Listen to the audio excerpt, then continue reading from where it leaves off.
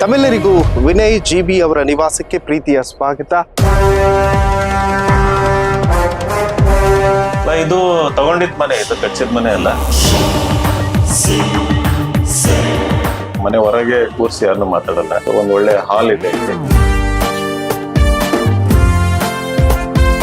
ನಂದು love marriage. ಮಕ್ಕಳು ದೊಡ್ಡವನ್ ಇನ್ನು 7 ವರ್ಷ, 5 ವರ್ಷ. ಬರಿಗೆಯಲ್ಲಿ ಬೆಂಗಳೂರಿಗೆ ಬಂದಂತಹ ವಿನಯ್ಗೂ ದಾವಣಗೆರೆಯಲ್ಲಿ ದೊಡ್ಡ ದೊಡ್ಡ ಕುಟುಂಬಗಳಿಗೆ ನಡಗಿಸ್ತಾ ಇರುವಂತಹ ವಿನಯ್ಗೂ ಏನಾದ್ರು ಡಿಫ್ರೆನ್ಸ್ ಇದೆಯಾ? ಯೂತ್ಸ್ ಬರ್ಬೇಕು, ಹಂಗಾಗ್ಬೇಕು, ಹಿಂಗಾಗ್ಬೇಕು ಅಂತ, ಬಟ್ ವೇದಿಕೆನೇ ಸೃಷ್ಟಿ ಆಗ್ತಾ ಇಲ್ವಲ್ಲ ಅಂತ. ಅವಕಾಶ ಯಾರು ಕರೆದು ಕೊಡಲ್ಲ. ಪಕ್ಷಗಳು ಗುರುತಿಸ್ಬೇಕು. ಆ ಒಂದು ವ್ಯವಸ್ಥೆ ನಮ್ಮ ದೇಶದಲ್ಲಿ ಇಲ್ಲ. ಮೆರಿಟ್ ಬೇಸ್ಡ್ ಟಿಕೆಟ್ ಕೊಡಲ್ಲ. ಬೈ ಎಲೆಕ್ಷನ್ ದಾವಣಗೆರೆಯಲ್ಲಿ ಎಲೆಕ್ಷನ್ ಆಗುವಂತ ಸನ್ನಿವೇಶ ಸೃಷ್ಟಿ ಆಗಿದೆ ಅಂದ ತಕ್ಷಣ ಯುವಕರು ಕೂತ್ಕೊಂಡು ಟೈಪ್ ಮಾಡೋದು ವಿನಯ್ ಅವ್ರಿಗೆ ಕೊಡಿ, ಕಾಂಗ್ರೆಸ್ ಆಗಲಿ ಬಿಜೆಪಿ ಆಗಲಿ ಅಂತ. 1 ಲಕ್ಷ ಕಿಲೋಮೀಟರ್ಸ್ MP ಎಲೆಕ್ಷನ್ ಆದಾಗಿಂದ ಅದು ಸುತ್ತಾಡಿರೋದು ಇಡೀ ಕರ್ನಾಟಕದ. ಏನಿಲ್ಲ ಅಂದ್ರೆ 10,000 ಜನ ದಾವಣಗೆರೆಯಲ್ಲಿ ನನ್ನ ಪರವಾಗಿ ಗಟ್ಟಿಯಾಗಿ ಇವತ್ತು ಕೂಡ ನಿಂತಿದ್ದಾರೆ. ನೀವೇನ್ ಸಿದ್ದರಾಮಯ್ಯನ ಮೊಮ್ಮಗನ ಸರ್ ಸ್ಟೇಜ್ ಮೇಲೆ ಕರ್ಕೊಂಡು ಕೈ ಹಿಡಿಯೋದಕ್ಕೆ? ದಾವಣಗೆರೆಯಲ್ಲಿ ಬಂದು ವಿನಯ್ ಕುಮಾರ್ ಒಂದು ಓಟ್ ಹಾಕ್ಬೇಡಿ ಅಂತಂದೇಳಿ ಡೆಸ್ಟ್ರಾಯ್ ಮಾಡೋದಕ್ಕೆ ಟ್ರೈ ಮಾಡ್ತಾರೆ. ಸಿದ್ದರಾಮಯ್ಯ ಅವ್ರ ವಿರುದ್ಧ ಮಾತಾಡ್ತಿದ್ದಾರೆ, ಕುರುಬ ಕಮ್ಯುನಿಟಿ ವಿರುದ್ಧ ಮಾತಾಡ್ತಿದ್ದಾರೆ. ನನಗೆ ಯಾವುದೇ ಸ್ವಾರ್ಥ ಇಲ್ಲ ಇಲ್ಲಿ. ಕೇಸರಿ ಪೇಟ ತುಂಬಾ ಜಾಸ್ತಿ ಆಫರ್ ಇದೆಯಾ ಬಿಜೆಪಿಯಿಂದ? ಕೆಲವೊಬ್ರು ಇಂಡಿಪೆಂಡೆಂಟ್ ಇಲ್ಲಿ ಅಂತಾರೆ. Congress I don't think. Congress ದುರಾಂಕಾರ ಲೆವೆಲ್ ನೆಕ್ಸ್ಟ್ ಇರ್ತದೆ. ಕರೆದು ಅವಕಾಶ ಕೊಡೋ ಪಾರ್ಟಿ ಇಲ್ಲ ಯಾವತ್ತು. ಮತ್ತೆ ಸಿಲಿಂಡರ್ ನ ಭಾರ ಬರೋದಕ್ಕೆ ಸನ್ನಿವೇಶ ಸೃಷ್ಟಿ ಆಗಬಹುದಾ? ಈ ಎಲೆಕ್ಷನ್ ಅಲ್ಲಿ ಇಂಡಿಪೆಂಡೆಂಟ್ ಅಂತಲ್ಲ. ಮತ್ತೆ ಶಾಮನೂರು ಫ್ಯಾಮಿಲಿಗೆ ಟಿಕೆಟ್ ಅನೌನ್ಸ್ ಆದ್ರೆ ನಾನು ಕೂರೋದಿಲ್ಲ ಅಂತ ಹೇಳ್ತೀರಿ, ಏನ್ ಮಾಡ್ತೀರಿ? ಇಲ್ಲಿ ನನ್ನ ಸಿಗದೆ ಇರ್ಲಿ, ಈ ಕುಟುಂಬ ರಾಜಕಾರಣ ದಾವಣಗೆರೆ ಅಂತ ಆಗ್ಬೇಕು. ಯಾಕೆ ಅಷ್ಟೊಂದು ಕೋಪ? ಕುಟುಂಬ ರಾಜಕಾರಣ ಅನ್ನೋದು ಪ್ರಜಾಪ್ರಭುತ್ವಕ್ಕೆ ಒಳ್ಳೇದಲ್ಲ, ಅಭಿವೃದ್ಧಿಗೆ ಒಳ್ಳೇದಲ್ಲ. ನಾನು ನಿಲ್ಲುವಂತ ಜಾಗಕ್ಕೆ ಇದೆಲ್ಲ ಬೇಕು, ಇದನ್ನ ಮಾಡೇ ತೀರ್ತೀನಿ ಅನ್ನುವಂಥದ್ದು ಒಂದು ಬ್ಲೂ ಪ್ರಿಂಟ್ ಇದ್ದೇ ಇರುತ್ತೆ. ಏನಿಲ್ಲ ಬ್ಲೂ ಪ್ರಿಂಟ್. ನಮಗೆ ವಿನಯ್ ಅಂದಿದ ತಕ್ಷಣ ಒಂದು ಶಾಲ್ ಸುಟ್ಕೊಂಡಿರೋದು ಅಥವಾ ಗ್ರೀನ್ ಶಾಲ್ ಹಾಕೊಂಡಿರೋದು, ಜನಕ್ಕೆ ರೀಕಾಲ್ ಆಗ್ಬೇಕು. ವಿನಯ್ ಅಂದ ತಕ್ಷಣ ಒಂದು ಇಮೇಜ್ ಬರ್ಬೇಕು. ಮುಸಲ್ಮಾನರು ಹೈಯೆಸ್ಟ್ ಕಮಲ ಹಿಡಿದವ್ರನ್ನ ಅವ್ರ ಕೈ ಹಿಡಿಯಿಲ್ಲ. ಇದನ್ನ ಚೇಂಜ್ ಮಾಡ್ಬೇಕಾದಂತ ದೊಡ್ಡ ಚಾಲೆಂಜ್ ಅದು. ಇನ್ ಪರ್ಟಿಕ್ಯುಲರ್ ಒಂದು ಕ್ಷೇತ್ರನ ಆಯ್ಕೆ ಮಾಡ್ಕೊಂಡು ಕಾನ್ಸ್ಟೆಂಟ್ಲಿ ಅಲ್ಲೇ ಎಫರ್ಟ್ ಹಾಕ್ತಿರುವಂತದ್ದು ಏನಾದ್ರು ಇದೆಯಾ ಅಂತ.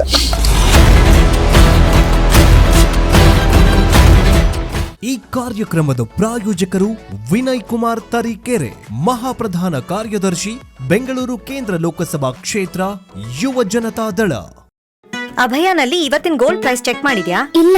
ಅಭಯಾನಲ್ಲಿ ಗೋಲ್ಡ್ ಸೇಲ್ ಮಾಡು, ಗೋಲ್ಡ್ ಇಂಟ್ರೆಸ್ಟ್ ಸೇವ್ ಮಾಡು. 8861 600 600.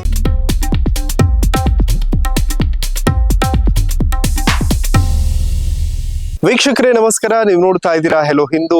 ನಾನು ಸೈಯದ್ ಹಿದಾಯತ್. ಇವತ್ತು ದಾವಣಗೆರೆಯಲ್ಲಿ ನಾನು ನಿಂತಿದ್ದೀನಿ. ಬಹಳಷ್ಟು ವಿಚಾರಗಳಲ್ಲಿ ಚರ್ಚೆಯಾದದ್ದು, ಬಹಳಷ್ಟು ಕ್ಷೇತ್ರಗಳ ಚುನಾವಣೆ ಬಂದಾಗ ಇದೇ ಹೆಸರು ಇವರೇ ನಿಲ್ಬೇಕು ಅನ್ನುವಂತಹ ಡಿಮ್ಯಾಂಡ್ ಇತ್ತು. ಸೊ ಇವತ್ತು ಆ ಸ್ವಾಭಿಮಾನಿಯ ಮನೆಯ ಮುಂದೆ ನಿಂತಿದ್ದೀನಿ. ಇನ್ಸೈಟ್ ನ ಮೂಲಕ ಕರುನಾಡಿನಲ್ಲಿ ಅನೇಕ IAS IPS ಅಧಿಕಾರಿಗಳನ್ನ ಹುಟ್ಟಿ ಹಾಕುವಂತಹ ಒಂದು ಸಂಸ್ಥೆಯ ಮೂಲಕ ತನ್ನ ಸೇವೆಯನ್ನ ಸಲ್ಲಿಸ್ತಾ ಇರುವಂತಹ ವಿನಯ್ ಕುಮಾರ್ ಜಿಬಿ ಅವರ ಮನೆಗೆ ಇವತ್ತು ನಾನು ಬಂದಿದ್ದೀನಿ. ತಮ್ಮೆಲ್ಲರಿಗೂ ವಿನಯ್ ಜಿಬಿ ಅವರ ನಿವಾಸಕ್ಕೆ ಪ್ರೀತಿಯ ಸ್ವಾಗತ. ಸ್ವಾಭಿಮಾನಿ ಬಳಗ, ಬದಲಾವಣೆ ನಮ್ಮಿಂದನೇ ಆಗಲಿ ಅನ್ನುವಂಥದ್ದಿದೆ. ಮನೆಯ ಹೊರಗಡೆ ಬ್ಯಾನರ್ ನೋಡಬಹುದು ನೀವು. ಬುದ್ಧ, ಬಸವ, ಅಂಬೇಡ್ಕರ್ ಮತ್ತು ಕನಕದಾಸರ ಫೋಟೋ ಇದೆ.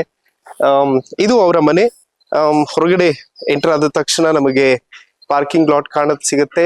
ಮತ್ತೊಂದು ಕಡೆ ಅವ್ರದ್ದು ಸಭೆ ಏನಾದ್ರು ಮಾಡ್ಬೇಕು ಅಂತಂದ್ರೆ ಅಲ್ಲೊಂದು ಕ್ಯಾಬಿನ್ ತರ ಮಾಡ್ಕೊಂಡಿದ್ದಾರೆ. ಸೊ ಇದು ಅವರ ಮನೆ. ಬನ್ನಿ ಇವತ್ತು ನಮ್ಮ ಅತಿಥಿಯನ್ನ ಮಾತಾಡಿಸ್ತಾ ಹೋಗೋಣ. ವಿನಯ್ ಕುಮಾರ್ ಜಿಬಿ. ಆಕ್ಚುಲಿ ನೋಡಿ, ಇಂಟ್ರೆಸ್ಟಿಂಗ್ ಅಂತಂದ್ರೆ ತುಂಬಾ ಜನ ಬೇರೆ ಬೇರೆ ಅವರ ಬದುಕಿಗೆ ದಾರಿ ದೀಪ ಆಗ್ತಾರೆ. ದಾರಿ ದೀಪವಾದಂತ ಅವರ ಬದುಕಿಗೆ ದಾರಿ ದೀಪ ಆಗೋರು ಕಡಿಮೆ. ಸೊ ವಿನಯ್ ಅವರೇ, ಕಾರ್ಯಕ್ರಮಕ್ಕೆ ಪ್ರೀತಿಯ ಸ್ವಾಗತ. ಹೇಗಿದ್ದೀರಿ? ಬಹಳ ಚೆನ್ನಾಗಿದ್ದೀನಿ, ನೀವ್ ಹೇಗಿದ್ದೀರಿ? ಆರಾಮಿದ್ದೀನಿ ಸರ್. ವೆಲ್ ಸರ್, ತುಂಬಾ ಜನರ ಬದುಕಿಗೆ ದಾರಿ ದೀಪ ಆಗುವಂತವ್ರ ಬದುಕಿಗೆ ಆಕ್ಚುಲಿ ದಾರಿ ದೀಪ ಆಗೋದಕ್ಕೆ ಯಾರು ಮುಂದೆ ಬರಲ್ಲ, ಯಾಕೆ ಅಂತ? ಅದು ರಿಸ್ಕ್ ಅಪಟೇಟ್ ಕಡಿಮೆ ನಮ್ಮ ದೇಶದಲ್ಲಿ. ಹ್ಮ್ ಈಗ ರಿಸ್ಕ್ ಅಂತಂದ್ರೆ ಹ್ಮ್ ಎಜುಕೇಶನ್ ಸಿಸ್ಟಮ್ ಅಲ್ಲೇ ಬಂದ್ಬಿಡ್ಬೇಕು. ಅದು Okay. ನಾವೆಲ್ಲ ಏನೋ ಕಂಫರ್ಟ್ ಝೋನ್ ಅಲ್ಲಿ ಇರ್ತೀವಿ. ಹಾ ಈ ಪ್ರೆಡಿಕ್ಟೇಬಲ್ ವೇ ನಲ್ಲಿ ಮೋಲ್ಡ್ ಆಗಿ ಬೆಳ್ಕೊಂಡ್ ಬಂದಿರ್ತೀವಿ. ಓಕೆ. ಈಗ ಎಕ್ಸಾಮ್ ಹೆಂಗಂದ್ರೆ ಸಿಲೆಬಸ್ ಅಲ್ಲಿ ಏನಿದೆ ಹಾ ಅದೇ ಎಕ್ಸಾಮ್ ಅಲ್ಲಿ ಬಂದ್ರೆ ಪರೀಕ್ಷೆ ಚೆನ್ನಾಗಿ ಮಾಡ್ತೀವಿ. ಓಕೆ. ಸೊ ಅದ್ರ ಆಚೆ ಯೋಚನೆ ಮಾಡ್ಬೇಕು, ಅದ್ರ ಆಚೆ ಒಂದು ಗಟ್ಟಿ ನಿರ್ಧಾರ ತಗೋಬೇಕು. ಕರೆಕ್ಟ್. ಸೊ ಅದು ವೆರಿ ರೇರ್ ನಮ್ಮ ದೇಶದಲ್ಲಿ. ಹ್ಮ್ ಸೊ ನಮ್ಮ ಸೊಸೈಟಿನಲ್ಲಿ kind of risk averse society ಅಂತ ಹೇಳಕ್ ಇಷ್ಟಪಡ್ತೀನಿ. ಅಮೇಸಿಂಗ್. ಸರ್, ನಿಮ್ ಮನೆಗೆ ಎಂಟರ್ ಆದ ತಕ್ಷಣ ಬಾಪು ಫೋಟೋ ಹಾಕೊಂಡಿದ್ದೀರಿ, ಗಾಂಧೀಜಿ ಅವ್ರದ್ದು. ಮತ್ತೆ ಆ ಕಡೆ ಹೊರಗಡೆ ಬ್ಯಾನರ್ ನಲ್ಲಿ ಬುದ್ಧ, ಬಸವ, ಅಂಬೇಡ್ಕರ್, ಈ ತತ್ವ ಸಿದ್ಧಾಂತಗಳು ಕಾಂಗ್ರೆಸ್ ಅವರು ಬಹಳ ಮಾತಾಡ್ತಾರೆ ಅದ್ರ ಬಗ್ಗೆ. ಬಟ್ ನನಗೆ ಗೊತ್ತಿಲ್ಲ ಅವ್ರು ಹೇಗ್ ಫಾಲೋ ಮಾಡ್ತಾರೆ ಅದನ್ನ ಅಂತ. ನೀವು ಆ ಆದರ್ಶಗಳನ್ನ ಹೇಗೆ ಅಳವಡಿಸ್ಕೊಂಡ್ರಿ ಅಂತ ಬದುಕಲ್ಲಿ? ಅದು ಚೈಲ್ಡ್ಹುಡ್ ಅಲ್ಲಿ ಸಾಹಿತ್ಯ ಓದ್ತಾ ಇದ್ದೆ. ನಮ್ಮ Okay. ತಂದೆ ಸಾಹಿತ್ಯ ಓದೋದನ್ನ ಅಭ್ಯಾಸ ಮಾಡಿಸಿದ್ರು ನಮಗೆ. ಮೂರು ನಾಲ್ಕನೇ ಕ್ಲಾಸ್ ಅಲ್ಲಿ ಇದ್ದಾಗ್ಲೇನೆ ಓಕೆ. ಅವರು ಈ ಗಾಂಧಿ ಸಾಹಿತ್ಯ ಇರ್ಬೋದು, ಅಂಬೇಡ್ಕರ್ ಸಾಹಿತ್ಯ ಇರ್ಬೋದು, ಓಕೆ. ಶಾಲಾ ದಿನಗಳಲ್ಲಿ ನಮ್ಗೆ ಅಭ್ಯಾಸ ಮಾಡಿಸಿದ್ರು. ಅದನ್ನ ನವೋದಯ ಸ್ಕೂಲಿಗೆ ಹೋದಾಗ ಕಂಟಿನ್ಯೂ ಮಾಡಿದ್ವಿ ಸಾಹಿತ್ಯ ಓದೋದನ್ನ. ಓಕೆ. ಸಾಹಿತ್ಯ ಓದ್ತಾ ಓದ್ತಾ ಜೀವನದ ಅನುಭವಗಳು. ಸೊ ನಾವು ಒಂದು ಬಡ ಕುಟುಂಬದಿಂದ ಬಂದಿದ್ರಿಂದ, ಓಕೆ. ಆಮೇಲೆ ಶಾಲಾ ದಿನಗಳಲ್ಲಿ ಶೋಷಣೆನ ಅನುಭವಿಸಿ ನೋಡಿದ್ರಿಂದ, ಓದಿದ್ದು ಅನುಭವಿಸಿದ್ದು, ಓಕೆ. ಇವೆರಡು ನಮ್ಮ ತನದಲ್ಲಿ, ಹಾ. ನಮ್ಮ ಪರ್ಸನಾಲಿಟಿನಲ್ಲಿ ಒಂದು ಭಾಗ ಆದಾಗ ಅದನ್ನ ಮುಂದುವರ್ಸ್ಕೊಂಡು ಹೋಗ್ತೀವಿ. ಓಕೆ. So ಹಾಗಾಗಿ ಇದು ರಾಜಕಾರಣಕ್ಕಿಂತ ಮುಂಚೆ ಇದ್ದಂತ ಗಾಂಧಿ ಫೋಟೋ ಇದು. ಇದು ರಾಜಕಾರಣಕ್ಕೆ ಬಂದ ಮೇಲೆ ಹಾಕಿದಂತ ಗಾಂಧಿ ಫೋಟೋ ಅಲ್ಲ ಇದು. ಓಕೆ. ಸೊ ಅಥವಾ ರಾಜಕಾರಣಕ್ಕಿಂತ ಮುಂಚೆನೆ ನಮ್ಮ ಮನೇಲಿ ಅಂಬೇಡ್ಕರ್ ಫೋಟೋಗಳು ಅಥವಾ ಬೇರೆ ಬೇರೆ ಸಾಹಿತಿಗಳು ಇರ್ಬೋದು, ದೊಡ್ಡ ದೊಡ್ಡ Okay. ವ್ಯಕ್ತಿಗಳು ಇರ್ಬೋದು, ಅದು ಮುಂಚೆಯಿಂದನೂ ನಮ್ಮ ಮನೇಲಿ ಇದೆ. ಅಮೇಸಿಂಗ್. ಸರ್, ಎಷ್ಟು ವರ್ಷ ಆಯ್ತು ಈ ಮನೇನ್ ಕಟ್ಸಿ? ಇದು ತಗೊಂಡಿದ್ ಮನೆ, ಇದು ಕಟ್ಸಿದ್ ಮನೆ ಅಲ್ಲ.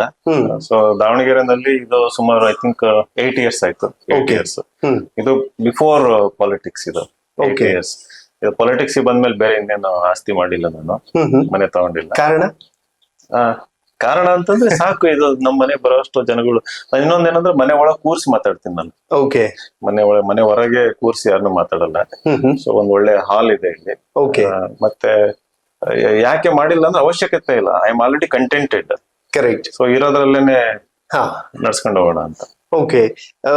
ನಾನ್ ಒಂದು ಸಂದರ್ಶನದಲ್ಲಿ ಕೇಳ್ತಾ ಇದ್ದೆ, ಅಲ್ಲೆಲ್ಲೋ ದನದ ಮನೆಯಲ್ಲಿ ನಾವಿದ್ವಿ ತಾತ್ಕಾಲಿಕವಾಗಿ ಅನ್ನುವಂಥದ್ದನ್ನ ಹೇಳ್ತಾ ಇದ್ರಿ. ಭಗವಂತ ನೀವು ಬಯಸಿದ್ದೆಲ್ಲವನ್ನೂ ಕೂಡ ಕೊಟ್ನ ಅಷ್ಟೇ ಸಲೀಸಾಗಿ ಅಂತ ಬದುಕಲ್ಲಿ. 31 ವರ್ಷ ತನಕ ನನ್ನ ಹತ್ರ ಏನು ಇರ್ಲಿಲ್ಲ, ಅಥವಾ ನಮ್ಮ Okay. ಹತ್ರನು ಏನು ಇರ್ಲಿಲ್ಲ. ಸೈಕಲ್ ಇರ್ಲಿಲ್ಲ, ಬೈಕ್ ಇರ್ಲಿಲ್ಲ, ಕಾರ್ ಇರ್ಲಿಲ್ಲ, ಓಕೆ. ಸ್ವಂತ ಮನೆ ಇರ್ಲಿಲ್ಲ.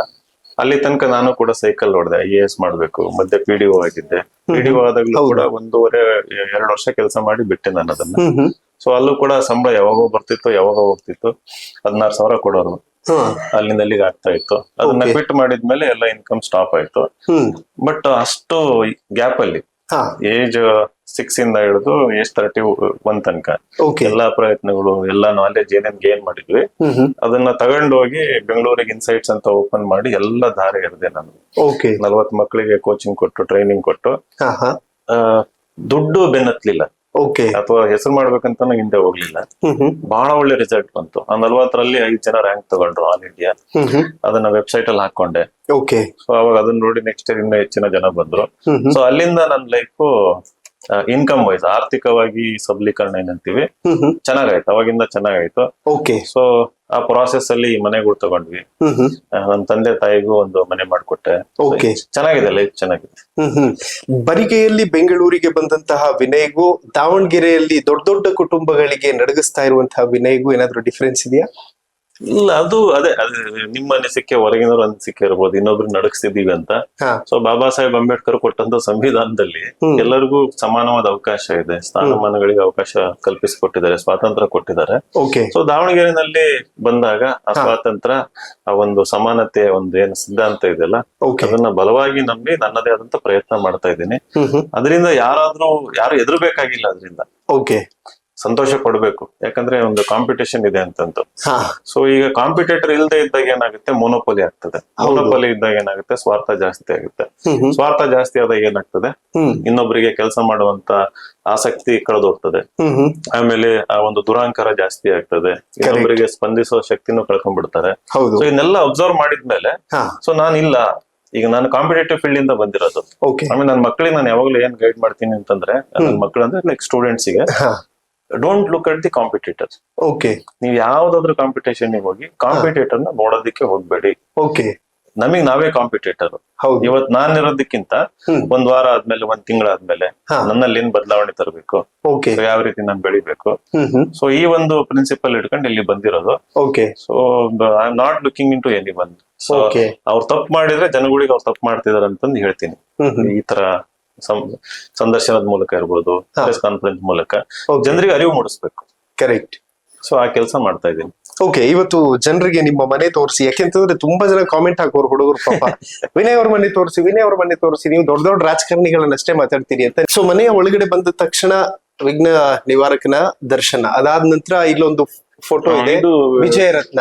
ವಿಜಯವಾಣಿ ಅವರು, ವಿಜಯ ಕರ್ನಾಟಕದವರು Okay. MP ಎಲೆಕ್ಷನ್ ಟೈಮ್ ಅಲ್ಲಿ ಫೀಚರ್ ಮಾಡಿದ್ರು. ಹಾ, ಸೊ ಎಂಟೈರ್ ಲೈಫ್ ಹಿಸ್ಟ್ರಿ ತಗೊಂಡು ಆ ರೀತಿ ಮಾಡಿದ್ರು. ಇದೇನಿದು ಮಿಷನ್ 100 ಗುರಿ ಅನ್ನುವಂಥದ್ದು ಇದೆಯಲ್ಲ? ಅದು ಮಿಷನ್ 100 ಅಂತಂದ್ರೆ ಕರ್ನಾಟಕದಿಂದ ಪ್ರತಿ ವರ್ಷ 100 ಜನ UPSC ಟಾಪರ್ಸ್ ಬರಬೇಕು ಅಂತ. ಓಕೆ ಇನ್ಸೈಟ್ಸ್ ಬರೋದಕ್ಕಿಂತ ಮುಂಚೆ 5 ರಿಂದ 6 ಜನ ಟಾಪರ್ಸ್ ಇದ್ರು. ಓಕೆ, ಈಗ ಇನ್ಸೈಟ್ಸ್ ಬಂದ್ಮೇಲೆ ಒಂದು 30 ರಿಂದ 35 ಜನ ಆಗಿದ್ದಾರೆ. ಕರೆಕ್ಟ್. ಇನ್ನ ಕಳೆದ ನೆಕ್ಸ್ಟ್ ಇನ್ನೊಂದು 4-5 ವರ್ಷದಲ್ಲಿ ಅದು 100 ಹೋಗ್ಲಿ ಅಂತಂದ್ರು. ಡೆಲ್ಲಿನಲ್ಲಿ ನಮ್ಮ IAS IPS ಅಧಿಕಾರಿಗಳು ಓಕೆ ಹೆಚ್ಚಿನ ಸಂಖ್ಯೆನಲ್ಲಿ ಇರ್ಲಿ, ಭಾರತದ ತುಂಬಾ ಇರ್ಲಿ ಅಂತಂದು. ಓಕೆ, ಇದು ಒಂದು ದೊಡ್ಡ ಆಂಬಿಷನ್ ಅದು. ಹಾ, ಸೊ ಆ ನಿಟ್ಟಿನಲ್ಲಿ ಹಳ್ಳಿಗೆ ಹೋಗಿ Okay. ಇಡೀ ರಾಜ್ಯ ಸುತ್ತಾಡಿ ಒಂದು ನೀವು ಎಲ್ಲ IAS ಮಾಡ್ಬೋದು, ಮಾಡಿ ಗೈಡ್ ಮಾಡೋದಕ್ಕೆ ನಾವಿದೀವಿ ಅಂತಂದು ಓಕೆ, ಮಾರ್ಗದರ್ಶನ ಮಾಡ್ತಾ ಇದ್ದೀನಿ. ಫುಲ್ ಫ್ಯಾಮಿಲಿ ಇರುವಂತಹ ಫೋಟೋ. ಹೌದೌದು. ನಮ್ಮ ಏನ್ ಮಾಡ್ತಾರೆ, ಏನ್ ಓದ್ತಿದಾರೆ ಮಕ್ಳೀಗ? ಮಕ್ಕಳು ದೊಡ್ಡವನ್ ಇನ್ನು 7 ವರ್ಷ, Okay. ಚಿಕ್ಕವನ್ 5 ವರ್ಷ, ದೊಡ್ಡ 2ನೇ ಕ್ಲಾಸ್, ಓಕೆ, ಚಿಕ್ಕವನ್ LKG. ಹಾ. ಮನೆಯವರು ಸ್ವಾತಿ ಅವರು, ಹಾ. ಅವರು ಅಸಿಸ್ಟೆಂಟ್ ಇಂಜಿನಿಯರ್ ಇದ್ದಾರೆ. ಓಕೆ, ಹೌದು. ಓ, ಅವರು ಪಕ್ಕದ ಹರಿಹರದವ್ರು ಇಲ್ಲಿಯವರೇ. ಏನ್ ಕನಸಿದೆ ನಿಮ್ಗೆ, ನಿಮ್ಮ ಮಕ್ಕಳ ಬಗ್ಗೆ ಏನ್ ಕನಸಿದೆ ಅಂತ? ಇಲ್ಲ, ಕಂಪ್ಲೀಟ್ ಫ್ರೀಡಮ್. ಓಕೆ, ಅವ್ರಿಗೆ ಒಳ್ಳೆ ಸಂಸ್ಕಾರ ಕಲಿಸ್ಬೇಕು, ಹಾ, ಸಾಹಿತ್ಯ ಓದೋದನ್ನ ಕಲಿಸ್ಬೇಕು, ಓಕೆ, ಒಳ್ಳೆತನ, ಒಳ್ಳೆ ನಡವಳಿಕೆ, ಇನ್ನೊಬ್ಬರಿಗೆ ಚೆನ್ನಾಗಿ ಟ್ರೀಟ್ ಮಾಡ್ಬೇಕು, ಗೌರವದಿಂದ ಕಾಣ್ಬೇಕು. ಏನೊಬ್ಬ ಮನುಷ್ಯನಿಗೆ ಮನುಷ್ಯತ್ವ, ಮಾನವೀಯತೆ ಇದಾವಲ್ಲ, ಕರೆಕ್ಟ್. ಅವ್ನ್ ಕಲಿಸ್ಬಿಡ್ತೀವಿ. ಅವ್ರ ಏನ್ ಆಸಕ್ತಿ ತೋರಿಸ್ತಾರೆ ಅಲ್ಲಿ ಎಕ್ಸ್ಪೆರಿಮೆಂಟ್ ಮಾಡ್ಲಿ ಅಂತ. ಇವತ್ತು ಅವ್ನ್ ಪೈಲಟ್ ಆಗ್ತೀನಿ ಅಂತಾನೆ ಹೋಗ್ಬಾ ಟ್ರೈನಿಂಗಿಗೆ, ಹಾ, ನಾಳೆ ಪೈಲಟ್ ಬೇಡ ಸೈಂಟಿಸ್ಟ್ ಆಗ್ತೀನಿ ಅಂತಾನೆ ಟ್ರೈ ಮಾಡಿ. ಯಾವ್ದಾದ್ರು ಒಂದು ಅವ್ರಿಗೆ ಆಳ್ಬೇಕು, ಒಂದು ಬೇರೂರುತ್ತೆ ಆಮೇಲೆ ಹಾ, ಅದರಲ್ಲಿ ಅವರು ಬೆಳಿಲಿ ಅಂತ ಒಂದು ಪ್ಲಾಟ್ಫಾರ್ಮ್ ಹಾಕೊಡೋದು, ಅವಕಾಶ ಮಾಡ್ಕೊಡೋದು ಅಷ್ಟೇನೆ. Okay. ಇದೇ ಆಗ್ಬೇಕಂತಂದೇನಿಲ್ಲ, ಒಳ್ಳೆ ಸಿಟಿಜನ್ ಆಗಿದ್ರೆ ಸಾಕು. ಓಕೆ ಸರ್, ನಾವು ಗೆದ್ದಾಗ ಗೆಲುವನ್ನ ಸಂಭ್ರಮಿಸೋದಕ್ಕೆ ಸಾವಿರಾರು ಜನ ಬರ್ತಾರೆ. ಬಟ್ ಸ್ಟಾರ್ಟಿಂಗ್ ಸ್ಟೇಜ್ ಅಲ್ಲಿ ನಾವ್ ಏನೇ ಒಂದು ಹೊಸತ್ ಮಾಡ್ತೀವಿ, ಏನೋ ಒಂದು ಮಾಡ್ಬೇಕು ಅಂತ ಇದ್ದಾಗ ನಮ್ ಹಿಂದೆ ಒಂದು ಸತಿ ತಿರುಗಿ ನೋಡಿದ್ರೆ ನಿಲ್ಲೋದೆ 3-4 ಜನ ಅಷ್ಟೇ. ಆ ತರದವ್ರು ಯಾರ್ಯಾರಿದ್ದಾರೆ ನಿಮ್ಮ ಬದುಕಲ್ಲಿ ಅಂತ? ಇದಾರೆ, ನಮ್ಮ ಅಳಿಯ, ನಮ್ಮ ಸ್ವಾತಿ ಅಣ್ಣ ಶರತ್ ಅವ್ರು ಇದಾರೆ, ಓಕೆ, ತಂದೆ ತಾಯಿ ಅವರಿದ್ದಾರೆ, ಆಮೇಲೆ ನಮ್ಮ ಮನೆಯವರು ಹಾ, ಗಟ್ಟಿ, ನಮ್ ಜೊತೆಗೆ ಬಹಳ ಗಟ್ಟಿಯಾಗಿದ್ದಾರೆ ಅವರು. ಓಕೆ, ಜೊತೆಗೆ ನನ್ನ ಅದೃಷ್ಟ ಚೆನ್ನಾಗಿದೆ. ನೀವು ಈ ಪ್ರಶ್ನೆಗೆ ಆಶ್ಚರ್ಯ ಆಗ್ಬೋದು, ಹಾ, 43,000 ಜನ ನನಗೆ ವೋಟ್ ಹಾಕಿದ್ರು. ಓಕೆ, ಹೌದು, MP election ಅಲ್ಲಿ ಯಾವುದೇ ಅಪೇಕ್ಷೆ ಇಲ್ದಂಗೆ ಒಳ್ಳೆ ಅಭ್ಯರ್ಥಿ ಬರ್ಬೇಕಂತ ನಾನು 1 ರೂಪಾಯಿನೂ ಡಿಸ್ಟ್ರಿಬ್ಯೂಟ್ ಮಾಡಿರ್ಲಿಲ್ಲ. ಅದರಲ್ಲಿ ಪ್ರತಿ ಒಂದು ಬೂತ್ ಲೆವೆಲ್ ಅಲ್ಲಿ 2-3 ಜನ ನನಗೆ ಬಹಳ ಗಟ್ಟಿಯಾಗಿ ನನ್ನ ಜೊತೆ ನಿಂತಿದ್ರು. ಅವ್ರು ಇವತ್ತಿನವರೆಗೂ ಕೂಡ ನನ್ನ ಬಹಳ ಹೆಮ್ಮೆಯಿಂದ ಹೇಳ್ತೀನಿ, ಏನಿಲ್ಲ ಅಂದ್ರೆ 10,000 ಜನ ದಾವಣಗೆರೆನಲ್ಲಿ ನನ್ನ ಪರವಾಗಿ ಗಟ್ಟಿಯಾಗಿ ಇವತ್ತು ಕೂಡ ನಿಂತಿದ್ದಾರೆ. ಬಂದು ಹೋಗ್ತಾ ಇರ್ತಾರೆ, ಜೊತೆಗೆ ಊಟ ಮಾಡ್ತೀವಿ. ನಾನು ಅವರು ಯಾವುದೇ ಫಂಕ್ಷನ್ ಕಳೆದ್ರು ಮಿಸ್ ಮಾಡಲ್ಲ. ಅವ್ರ ಮನೆಯಲ್ಲಿ ಕೆಲವೊಂದು ನಾಮಕರಣ ಇರ್ತದೆ, ಬರ್ತ್ಡೇ ಇರ್ತದೆ. ಕರೆಕ್ಟ್. ಸೊ ಜನನು ಗಟ್ಟಿಯಾಗಿದ್ದಾರೆ ನನ್ನ ಜೊತೆಗೆ. ಓಕೆ ಸರ್, ನಾವೆಲ್ಲ ಹೇಳ್ತೀವಿ ಯೂತ್ಸ್ ಬರ್ಬೇಕು, ಹಂಗಾಗ್ಬೇಕು, ಹಿಂಗಾಗ್ಬೇಕು ಅಂತ. ಬಟ್ ಆಗ್ಬೇಕು ಅನ್ನೋದಕ್ಕೆ ವೇದಿಕೆನೇ ಸೃಷ್ಟಿ ಆಗ್ತಾ ಇಲ್ವಲ್ಲ ಅಂತ. ಅದನ್ನ ನಾನು ಅರ್ಥ ಮಾಡ್ಕೊಂಡು ನಾವೇ ವೇದಿಕೆ ಸೃಷ್ಟಿ ಮಾಡ್ಕೋಬೇಕಂತ ನಾನು ಬಹಳ ಗಟ್ಟಿಯಾಗಿ ನಂಬಿದ್ದೀನಿ. ಅವಕಾಶ ಯಾರು ಕರೆದು ಕೊಡಲ್ಲ. ಕರೆಕ್ಟ್. ಅವಕಾಶ ಕರೆದು ಕೊಡ್ಬೇಕಂದ್ರೆ ನಮ್ಮಲ್ಲಿ ಕೆಲವೊಂದು ವ್ಯಾಲ್ಯೂಸ್ ಇರಬೇಕು, ಸ್ಕಿಲ್ಸ್ ಇರಬೇಕು, ನಮ್ಮಲ್ಲಿ ಒಂದು ಬುದ್ಧಿವಂತಿಕೆ ಇರಬೇಕು. ಕೆಲವೊಂದು ಸಂಘಟನೆಗಳು, ಇನ್ಸ್ಟಿಟ್ಯೂಷನ್ ಅದನ್ನ ರೆಕಗ್ನೈಸ್ ಮಾಡಿ ಕರೀತಾರೆ. ಸಣ್ಣ ವೇದಿಕೆಯಲ್ಲಿ, ದೊಡ್ಡ ವೇದಿಕೆಯಲ್ಲಿ ಒಂದ್ ರೀತಿ ಹಂಗಾಗುತ್ತೆ. ಕರೀದೇ ಇದ್ದಾಗ ನನ್ನಲ್ಲೂ ಸಾಮರ್ಥ್ಯ ಇರಬೇಕು. ನಾನು ಸಂಘಟನೆ ಮಾಡ್ಬೇಕು, ಓಡಾಡ್ಬೇಕಾಗತ್ತೆ, ಜನಗಳು ವಿಶ್ವಾಸ ಗಳಿಸ್ಬೇಕು. ಸೊ ಬೀದಿನಲ್ಲಿ ಓಡಾಡ್ತಾ ಇರ್ಬೇಕಾಗತ್ತೆ ನಾವು, ಹಳ್ಳಿನಲ್ಲಿ ಹಾದಿ ಬೀದಿಲಿ ಓಡಾಡ್ಬೇಕಾಗತ್ತೆ. ಸೊ ಐ ಥಿಂಕ್ ಯಾವಾಗ ಗಟ್ಟಿತನ ನೋಡ್ತಾರೆ, ಇವರಲ್ಲಿ ಒಂದು ಬದ್ಧತೆ ಇದೆ, ಸೈದ್ಧಾಂತಿಕ ಒಂದು ನಿಲುವು ಇದೆ, ಕ್ಲೀನ್ ಇದಾರೆ ಅಂತಂದಾಗ ಅವಕಾಶಗಳು ಐ ಥಿಂಕ್ ತಾನಾಗೆ ಬರೋದಕ್ಕೆ ಶುರು ಆಗ್ತದೆ. ಓಕೆ ಸರ್, MP ಚುನಾವಣೆ ಆಗ್ಲಿ ಅಥವಾ ಯಾವುದೇ ಬೈ ಎಲೆಕ್ಷನ್ ದಾವಣಗೆರೆಯಲ್ಲಿ ಅನೌನ್ಸ್ ಆಗ್ತಾ ಇದೆ ಅಥವಾ ಎಲೆಕ್ಷನ್ ಆಗುವಂತ ಸನ್ನಿವೇಶ ಸೃಷ್ಟಿ ಆಗಿದೆ ಅಂದ ತಕ್ಷಣ ಫಸ್ಟ್ ಜನ ಯುವಕರು ಕೂತ್ಕೊಂಡು ಟೈಪ್ ಮಾಡೋದು ವಿನಯ್ ಅವ್ರಿಗೆ ಕೊಡಿ, ಕಾಂಗ್ರೆಸ್ ಆಗ್ಲಿ ಬಿಜೆಪಿ ಆಗ್ಲಿ ಅಂತ. ಯಾಕೆ ಇಷ್ಟು ಪ್ರಚಲಿತಕ್ಕೆ ಬರುತ್ತೆ ನಿಮ್ ಹೆಸರು ಯಾವುದೇ ಎಲೆಕ್ಷನ್ ಬಂದಾಗ? ಸ್ಪೆಷಲಿ ಏನಾಯ್ತು, ಒಂದ್ MP ಎಲೆಕ್ಷನ್ ಅಲ್ಲಿ ಆಗಿದ್ದೊಂದ್ ಕೆಲಸ ಇದು. ಜನಗಳು ಪ್ರೀತಿ ವಿಶ್ವಾಸ ಗಳಿಸ್ದೆ. ಓಕೆ. ಆಮೇಲೆ ನಾನು ಹಳ್ಳಿ ಸುತ್ತಾಡಿದ್ದು, ಪಾದಯಾತ್ರೆ ಮಾಡಿದ್ದು. MP ಎಲೆಕ್ಷನ್ ಆದ ತಕ್ಷಣ ನಾನು ಇವನ್ ಒಂದ್ ವಾರನೂ ಬ್ರೇಕ್ ತಗೊಳ್ಳಿಲ್ಲ ನಾನು. ಓಕೆ. ಕಂಟಿನ್ಯೂಸ್ ಆಗಿ ಎಂಗೇಜ್ ಮಾಡ್ತಾ ಇದ್ದೀನಿ. ಎನಿ ಫಂಕ್ಷನ್ಸ್ ಅಟೆಂಡ್ ಮಾಡೋದು, ಆಮೇಲೆ ಬರೀ ಫಂಕ್ಷನ್ ಅಟೆಂಡ್ ಮಾಡೋದಲ್ಲ, that is not politics. Okay. ಜನಗಳ ಹತ್ರ ಹೋಗ್ಬಿಟ್ಟು ಅವ್ರ ಕಷ್ಟಗಳಿಗೆ ಸ್ಪಂದಿಸೋದೊಂದು. ಕರೆಕ್ಟ್. ಎಜುಕೇಶನ್ ಸಮಸ್ಯೆ ಇರ್ಬೋದು, ಉದ್ಯೋಗದ ಸಮಸ್ಯೆ ಇರ್ಬೋದು. ಆಮೇಲೆ ಮೂರನೇದು, ನಾನು ಅವ್ರ ಹತ್ರ ಹೋಗ್ಬಿಟ್ಟು ಒಂದು ಅರಿವು ಮೂಡಿಸೋದಕ್ಕೆ ಪ್ರಯತ್ನ ಮಾಡ್ತಾ ಇದ್ದೀನಿ. ಅವ್ರ ಮಕ್ಕಳ ಶಿಕ್ಷಣದ ಬಗ್ಗೆ, ಭವಿಷ್ಯದ ಬಗ್ಗೆ, ಸರ್ಕಾರಿ ಶಾಲೆಗಳಿಗೆ ಭೇಟಿ ಕೊಡೋದಿರ್ಬೋದು, ಅಥವಾ ಪ್ರೈವೇಟ್ ಸ್ಕೂಲ್ಗಳಿಗೂ ಭೇಟಿ ಕೊಡೋದಿರ್ಬೋದು. ಸೊ ಆಮೇಲೆ ಒಂದ್ ಹಳ್ಳಿ ಹೋದಾಗ ಮುಖಂಡರನ್ನೆಲ್ಲ ಸೇರಿಸ್ಬಿಟ್ಟು ಮಾತಾಡೋದಿರ್ಬೋದು.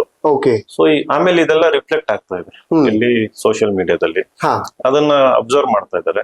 ಆಮೇಲೆ ನಾನು ಬಿಯಾಂಡ್ ದಾವಣಗೆರೆ ಹೋದೆ. ನಾನು ಎಲ್ಲಾ ರಾಜ್ಯದ ಎಲ್ಲಾ ಜಿಲ್ಲೆಗಳಿಗೆ ಹೋಗ್ಬಿಟ್ಟು, ಆಗ್ಲೇ ಹೇಳ್ದಂಗೆ ಮಿಷನ್ 100 ಅನ್ನಲ್ಲ, ಅದು ಒಂದು ಜೊತೆಗೆ ರಾಜಕಾರಣದಲ್ಲೂ ಒಂದು ಹೊಸ ರಾಜಕೀಯ ಪ್ರಜ್ಞೆ, ಎಚ್ಚರ, ಜಾಗೃತಿ ಮಾಡ್ಬೇಕಂತಂದು ಯುವಕರು ಬರ್ಬೇಕು, ಹೊಸಬ್ರು ಬರ್ಬೇಕು, ರಾಜಕೀಯ ಹಿನ್ನೆಲೆ ಇಲ್ದಿರೋ ರಾಜಕಾರಣಕ್ಕೆ ಬರ್ಬೇಕು.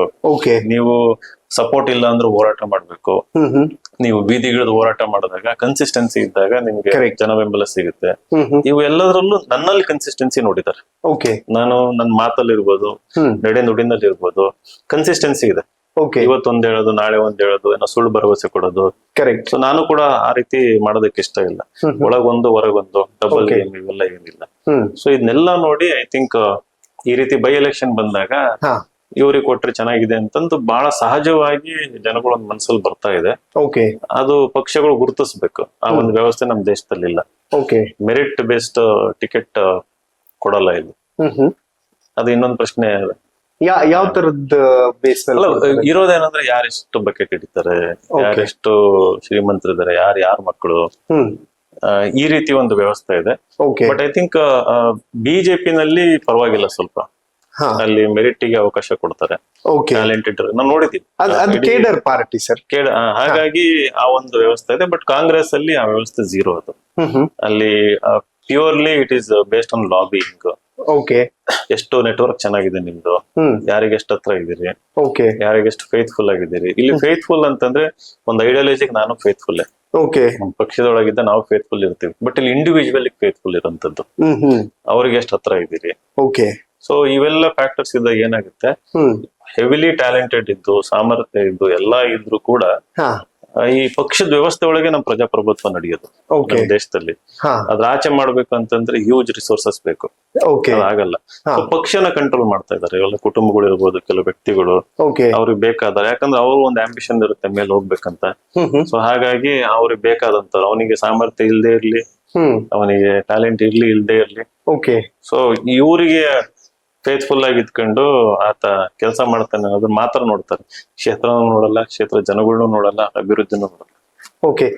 ನನಗೊಂದು ಇನ್ಸಿಡೆಂಟ್ ನೆನಪಾಗ್ತಿದೆ. ಒಬ್ರಿಗೆ ಹೀಗೆ ಟಿಕೆಟ್ ಕೊಡುವ ಸಂದರ್ಭದಲ್ಲಿ 23 ಎಲೆಕ್ಷನ್ಸ್ ರೀಸೆಂಟ್ಲಿ, ನೀವ್ ಹತ್ರ ದುಡ್ಡಿದ್ಯಾ ಅಂತ ಕೇಳಿದಾಗ, ಸರ್ ನೀವು ಟಿಕೆಟ್ ಕೊಡಿ, ಹೆಲಿಕಾಪ್ಟರ್ ಅಲ್ಲಿ ನಾಮಿನೇಷನ್ ಫೈಲ್ ಮಾಡಕ್ ಬರ್ತೀನಿ ನಾನು ಅಂತ ಹೇಳ್ತಾರೆ. ಅದಾದ್ಮೇಲೆ ನೆಕ್ಸ್ಟ್ MP ಎಲೆಕ್ಷನ್ ಬರುತ್ತೆ. ಅಂದ್ರೆ MLA ಎಲೆಕ್ಷನ್ ಗೆ ಯೂತ್ ಮೆರಿಟ್ ಅಲ್ಲಿ ಕೊಡೋದಕ್ಕೆ ಇಂಟರ್ವ್ಯೂ ನಡೀತಾ ಇರುತ್ತೆ. MP ಎಲೆಕ್ಷನ್ ಗೆ ಇಂಟರ್ವ್ಯೂ ಮಾಡ್ತಿದ್ರಲ್ಲ, ಅವ್ರ ಮಗನ್ ತುಂಬಾ ಈಸಿಯಾಗಿ ಟಿಕೆಟ್ ಸಿಗುತ್ತೆ. ಗಾಟ್ ಮೈ ಪಾಯಿಂಟ್ ಅನ್ಸುತ್ತೆ. ಅಂದ್ರೆ ಅಲ್ಲ, that is how the politics works in India. Well ವೀಕ್ಷಕರೇ, ಈಗ ಇನ್ನೊಂದು ಹಾಲಿಗೆ ನಾವು ನಿಮ್ಮನ್ನ ಕರ್ಕೊಂಡು ಬರ್ತಾ ಇದೀವಿ. ಸೊ ಇದೇ ಹಾಲ್ ಅಲ್ಲಿ ಜನರನ್ನ ಭೇಟಿ ಮಾಡುವಂತಹ ಒಂದು ಪ್ರಕ್ರಿಯೆ ನಡೆಯುತ್ತೆ. ಸೊ ಎಷ್ಟು ಜನ ಬರ್ತಾರೆ ಡೈಲಿ, ಏನಂತ ಡಿಸ್ಕಸ್ ಮಾಡ್ತಾರೆ ಬಂದು? ಸೊ ಡೈಲಿ ಒಂದು 150ರಿಂದ 200 ಜನ ಬರ್ತಾರೆ. ನನ್ನ ಆವರೇಜ್ ಡೇ. ಕೆಲವೊಂದ್ಸರಿ 50-60 ಜನನು ಬರ್ಬೋದು. ನನ್ನ ಹತ್ರ ಬರೋಂತರು ಒಂದು 4-5 ಕ್ಯಾಟಗರಿ ಇರ್ತಾರೆ. ಮೇನ್ಲಿ ಬರುವಂತವ್ರು ಇನ್ವಿಟೇಷನ್ ಬರ್ತಾರೆ, ಮದುವೆಗಳು ಇರ್ಬೋದು, ಎನಿ ಫಂಕ್ಷನ್ಸ್ ಇನ್ವೈಟ್ ಮಾಡೋರು ಬರ್ತಾರೆ. ಆಮೇಲೆ ಹಳ್ಳಿಯಿಂದ ಕೆಲವೊಬ್ರು ದೇವಸ್ಥಾನದ ಕಾರ್ಯಕ್ರಮಗಳಿಗೆ, ಸ್ವಲ್ಪ ಸ್ಪಾನ್ಸರ್ ಮಾಡಿ ಫಂಡ್ ಕೊಡಿ ಅಂತಾನು ಬರ್ತಾರೆ.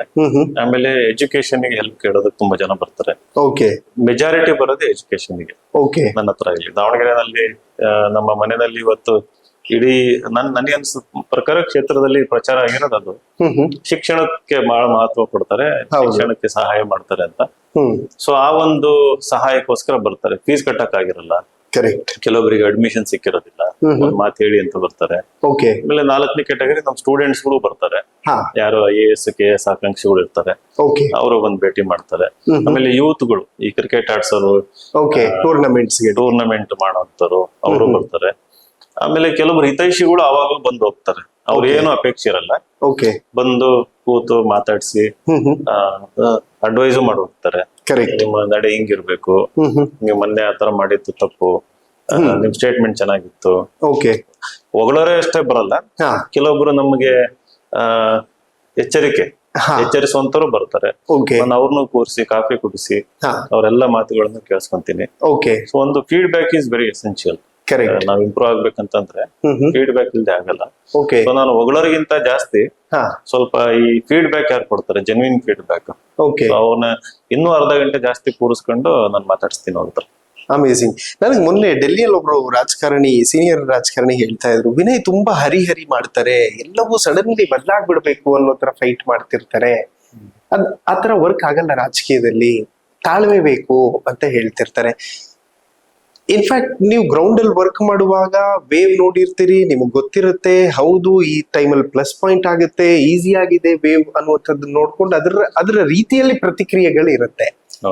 ಬೇರೆ ಹೊರಗಡೆ ಯಾಕೆ ಆತರ ಇಂಡಿಕೇಟ್ ಆಗ್ತಾ ಇದೆ, ಹರಿ ಮಾಡ್ತಿದ್ದಾರೆ? CM ಅವರು ಅಷ್ಟೆಲ್ಲ ಹೇಳಿದ್ರು, ಅವ್ರಿಗೆ ಮಾತು ಕೇಳಕ್ಕೆ ರೆಡಿ ಇಲ್ಲ, ಅವರು ಸಡನ್ಲಿ ಚೇಂಜ್ ಆಗ್ಬಿಡ್ಬೇಕು ಅನ್ನೋದಿದೆ ಅಂತ ಇದನ್ನ ಕನ್ವೆ ಮಾಡ್ತಿದ್ದಾರೆ ಆಕ್ಚುಲಿ ಕಾಂಗ್ರೆಸ್ಸಿಗೆ.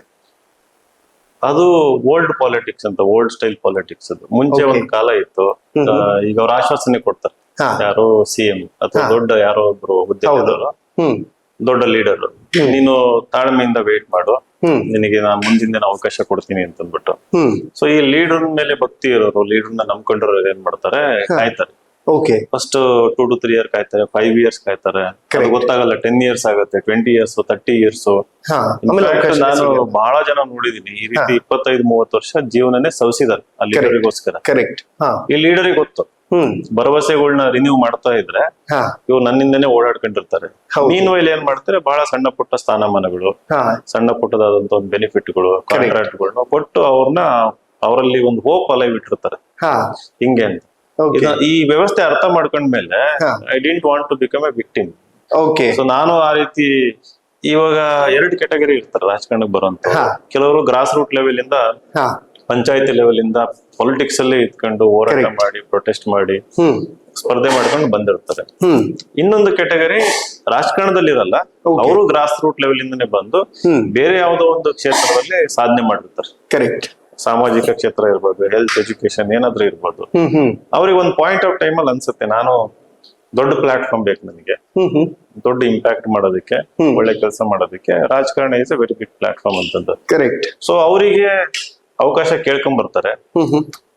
ಅವ್ರು ಆಲ್ರೆಡಿ ಒಂದ್ 20-30 ವರ್ಷ ಸಾಧನೆ ಮಾಡಿರ್ತಾರೆ. ಇವಾಗ ಅವ್ರಿಗೆ ಮತ್ತೆ ನೀವು 20-30 ವರ್ಷ ಕಾಯಿರಿ, 5 ವರ್ಷ ಕಾಯಿರಿ, 10 ವರ್ಷ ಕಾಯಿರಿ ಅಂತಂದಾಗ ಅವ್ರಿಗೆ ಒಂದೊಳಗೆ ಪೊಟೆನ್ಶಿಯಲ್ ಡೆವಲಪ್ ಆಗಿರ್ತದೆ, ಸಾಮರ್ಥ್ಯ. ಅವ್ರಿಗೆ ಗೊತ್ತು, ನನಗೆ ನಾಳೆನೆ ಈ ಒಂದು ವೇದಿಕೆ ಸಿಕ್ತು ಅಂತಂದ್ರೆ ನಾನು ದೊಡ್ಡ ಲೆವೆಲ್ ಅಲ್ಲಿ ಇಂಪ್ಯಾಕ್ಟ್ ಮಾಡ್ತೀನಿ ಅನ್ನೋ ಒಂದು ಕಾನ್ಫಿಡೆನ್ಸ್ ಇರುತ್ತೆ, ಆ ಸ್ಕಿಲ್ ಇರ್ತದೆ. ಇದನ್ನ ಅರ್ಥ ಮಾಡ್ಕೋಬೇಕು ಮೇಲೆ ಯೋಚನೆ ಮಾಡೋಂಥವ್ರು. ನೀವು ಮತ್ತೆ ನಾವು ಇಲ್ಲಿ ಬಂದು 0 ಇಂದ ಶುರು ಮಾಡ್ಬೇಕು ಅಂತಂದಾಗ ಸೊ ಸಾಮರ್ಥ್ಯಕ್ಕೆ ಬೆಲೆ ಇರೋದಿಲ್ಲ. ಆಮೇಲೆ ಅದು ವೇಸ್ಟೆಡ್ ಪೊಟೆನ್ಶಿಯಲ್ ಆಗುತ್ತೆ, ವೇಸ್ಟೆಡ್ ಟ್ಯಾಲೆಂಟ್ ಆಗುತ್ತೆ ಅದನ್ನ. ಸೊ ಅವ್ರ ದೃಷ್ಟಿಕೋನ ಬದಲಾಯಿಸ್ಕೋಬೇಕು, ಆಮೇಲೆ ಈಗಿರೋ ಜನರೇಷನ್ ಹೆಂಗಿದೆ ಅಂತಂದ್ರೆ ಸೆಲ್ಫ್ ರೆಸ್ಪೆಕ್ಟ್ ಜಾಸ್ತಿ, ಸೆಲ್ಫ್ ಎಸ್ಟೀಮ್ ಜಾಸ್ತಿ, ಕ್ವಾಲಿಟಿ ಬೇಕು ಅಂತ ಡಿಮ್ಯಾಂಡ್ ಮಾಡ್ತಾರೆ. ಏನೇ ಸ್ವಿಗ್ಗಿ ಆರ್ಡರ್ ಮಾಡ್ಲಿ, ಅಮೆಝಾನ್ ಆರ್ಡರ್ ಮಾಡ್ಲಿ, ಒಂದು ಹೋಟ್ಲಿಗೆ ಹೋಗಿ ಕುತ್ಕೊಳ್ಳಿ, ನೀವು 5ಕ್ಕೆ ಎಷ್ಟು ರಿವ್ಯೂ ಇದೆ ಅಂತ ನೋಡೇ ಹೋಗೋದು ಕ್ವಾಲಿಟಿ ನುಗ್ಗಿ. 4ನೇದು ಸ್ಪೀಡ್, ಫಾಸ್ಟ್ ಆಗ್ಬೇಕು ಅಂತ. ಬ್ಲಿಂಕ್ ಇಟ್ ನಿಮ್ಗೆ ಬಂದ್ಬಿಡ್ಬೇಕು ಅರ್ಧ ಗಂಟೆನಲ್ಲಿ. ರಾಜಕಾರಣದಲ್ಲಿ ಆ ಸ್ಪೀಡ್ ಇನ್ನೂ ಬಂದಿಲ್ಲ. ಇವತ್ತು ಯಾರೋ ಒಬ್ರು ಜಿಲ್ಲಾಧಿಕಾರಿ ಆಫೀಸಿಗೆ ಹೋಗೋದು, MLA ಆಫೀಸಿಗೆ ಹೋದಾಗ ಏನೋ ಒಂದು ಕೆಲಸ ಆಗ್ಬೇಕಾಗಿರ್ತದೆ, ಅದು ಫಾಸ್ಟ್ ಆಗಿ ಡೆಲಿವರಿ ಆಗಲ್ಲ. ಅದು ಎಲ್ಲಾ ಕ್ಷೇತ್ರದಲ್ಲೂ ಬಂದ್ಬಿಟ್ಟಿದೆ ಇವಾಗ ಸ್ಪೀಡ್. ಹೌದು, ನಿಮ್ಗೆ ಹೆಲ್ತ್ ಇಂದ ಹಿಡಿದು ಎಜುಕೇಶನ್ ಇಂದ ಹಿಡಿದು ಕರೆಕ್ಟ್. ಸೂಪರ್ ಸ್ಪೆಷಾಲಿಟಿ ಎಲ್ಲರಲ್ಲೂ ಬಂದಿದೆ. ಇದ್ರಲ್ಲಿ ಈಗ ಬರ್ತಾ ಇದೆ ಟ್ರಾನ್ಸಿಷನ್ ಪೀರಿಯಡ್ ಇದು. ಓಕೆ, ಈಗಿನ ಜನರೇಷನ್ ಸುಮ್ನೆ ಇರಲ್ಲ. ನಾವು ಸ್ಲೋ ಆದ್ವಿ ಅಂತಂದ್ರೆ ಓಕೆ, ಹುಡ್ಕೊಂಬಂದ್ ಹೊಡಿತಾರೆ ಅವರು. ಹೌದು, ಆ ಒಂದ್ ಟೈಮ್ ಬರ್ತದೆ. ನೇಪಾಳಲ್ಲಿ ಆಗಿದ್ದು ಇದೆ, ಬಾಂಗ್ಲಾದೇಶದಲ್ಲೂ ಆಗಿದ್ದು ಅದೇನೆ. ಹೌದು, ನಾವ್ ಅರ್ಥ ಮಾಡ್ಕೋಬೇಕ ಸೈಕಾಲಜಿನ. ಸೈಕಾಲಜಿ ಪ್ಲಸ್ ಸೋಶಿಯಾಲಜಿ ಅರ್ಥ ಮಾಡ್ಕೊಂಡು ನಾವು ಬದಲಾಗ್ಬೇಕು. Correct. Speed is very important. So ಹಾಗಾಗಿ ಯಾಕೆ ಹರಿ ಅಂತಂದಿಲ್ಲ, ನಾನು ತಾಳ್ಮೆಯಿಂದಾನೇ ಇರೋಂಥದ್ದು, ಬಹಳ ತಾಳ್ಮೆಯಿಂದಾನೇ ಹೋಗ್ತಿರೋದು. ನೋಡೋರಿಗೆ ಅದ ಹಂಗ ಅನ್ಸ್ತದೆ. ಕರೆಕ್ಟ್. ಆಮೇಲೆ ಇಲ್ಲಿ ಸ್ಪೀಡ್ ಅಂತಂದಾಗ ನಾವು ಹೌದು, ನನ್ನ ಕೆಪಾಸಿಟಿ ಇದೆ, ಒಂದು ದಿನಕ್ಕೆ ಮಿನಿಮಮ್ 20 ಹಳ್ಳಿ ಹೋಗಿ ಆ 20 ಹಳ್ಳಿನೆಲ್ಲ ಅರ್ಧ ಗಂಟೆ ಕೂತ್ಕೊಂಡು ಅಥವಾ ಕೆಲವೊಂದ್ ಕಡೆ 1 ಗಂಟೆ ಕೂತ್ಕೊಂಡು ಮಾತಾಡೋ ಕೆಪಾಸಿಟಿ ನನಗಿದೆ. ಪಾದಯಾತ್ರೆ ಮಾಡ್ಬೇಕಾದ್ರೆ ಸುಮಾರು 650 ಕಿಲೋಮೀಟರ್ 42 ದಿನ ಕಂಟಿನ್ಯೂಸ್ ಹೋದೆ. ಈಗ 1.25 ಲಕ್ಷ ನನ್ car, 1.25 lakh kilometres. MP election ಆದಾಗಿಂದ ಅದು ಸುತ್ತಾಡಿರೋದು ಇಡೀ ಕರ್ನಾಟಕನ. ಬೀದರ್ ಇರ್ಬೋದು, ಚಾಮರಾಜನಗರ ಇರ್ಬೋದು, ಈ ಕಡೆ ಮಂಗಳೂರು ಇರ್ಬೋದು, ನೆನ್ನೆ ಚಿಕ್ಕಬಳ್ಳಾಪುರದಲ್ಲಿದ್ದೆ, ಮತ್ತೆ ನಾಡಿದ್ದು ಚಿಕ್ಕಬಳ್ಳಾಪುರ ಹೋಗ್ತೇನೆ, ಶಿಡ್ಲಘಟ್ಟ. ಹಿಂಗೆ 1.25 ಲಕ್ಷ. ಅದು ಮಾಡೋ ಮನಸ್ಸಿದೆ, ಕೆಪಾಸಿಟಿ ಇದೆ, ಓಡಾಡ್ತಾ ಇದ್ದೀವಿ. ಅದು ನಿಮಗೆ ಸ್ಪೀಡು ಅಂತ ಅನ್ಸಿದ್ರೆ ಕರೆಕ್ಟ್. ಅದು ಕ್ವಾಲಿಟೇಟಿವ್ ಸ್ಪೀಡ್.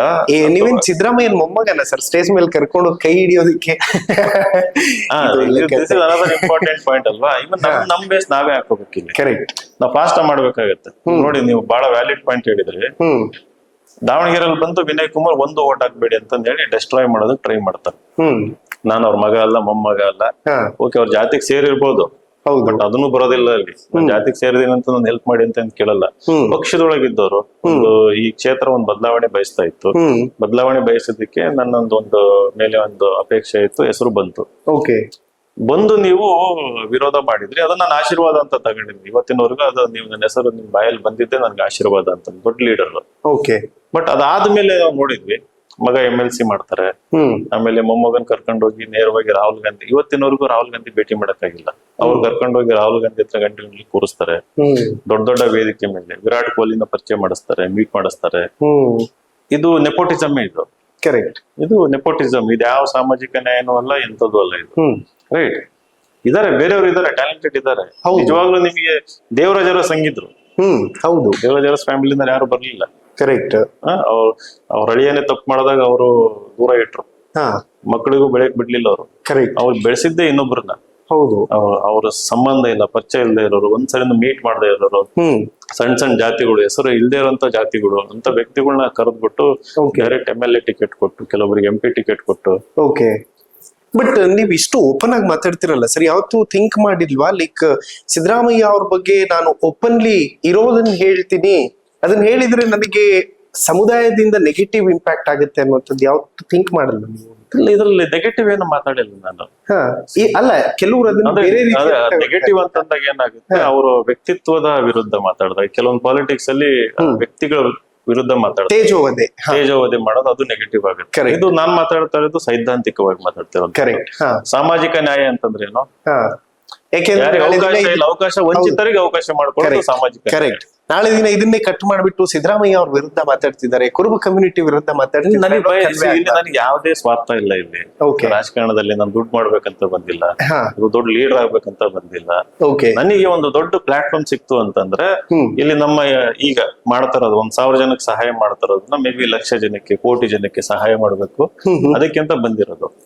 ಅವಕಾಶ ಸಿಕ್ತು ಅಂತಂದ್ರೆ ಕೆಲಸ ಮಾಡ್ತೀವಿ. ಈಗ Siddaramaiah is also 1 vote 1 value. ಹೌದು. Shamanur 1 vote 1 value, Ambani 1 vote 1 value, ನಂದು 1 vote 1 value. ಕರೆಕ್ಟ್ ಅಲ್ವಾ? Correct. So we are all ಎಲ್ಲರೂ ಈಕ್ವಲ್ ಇಲ್ಲಿ.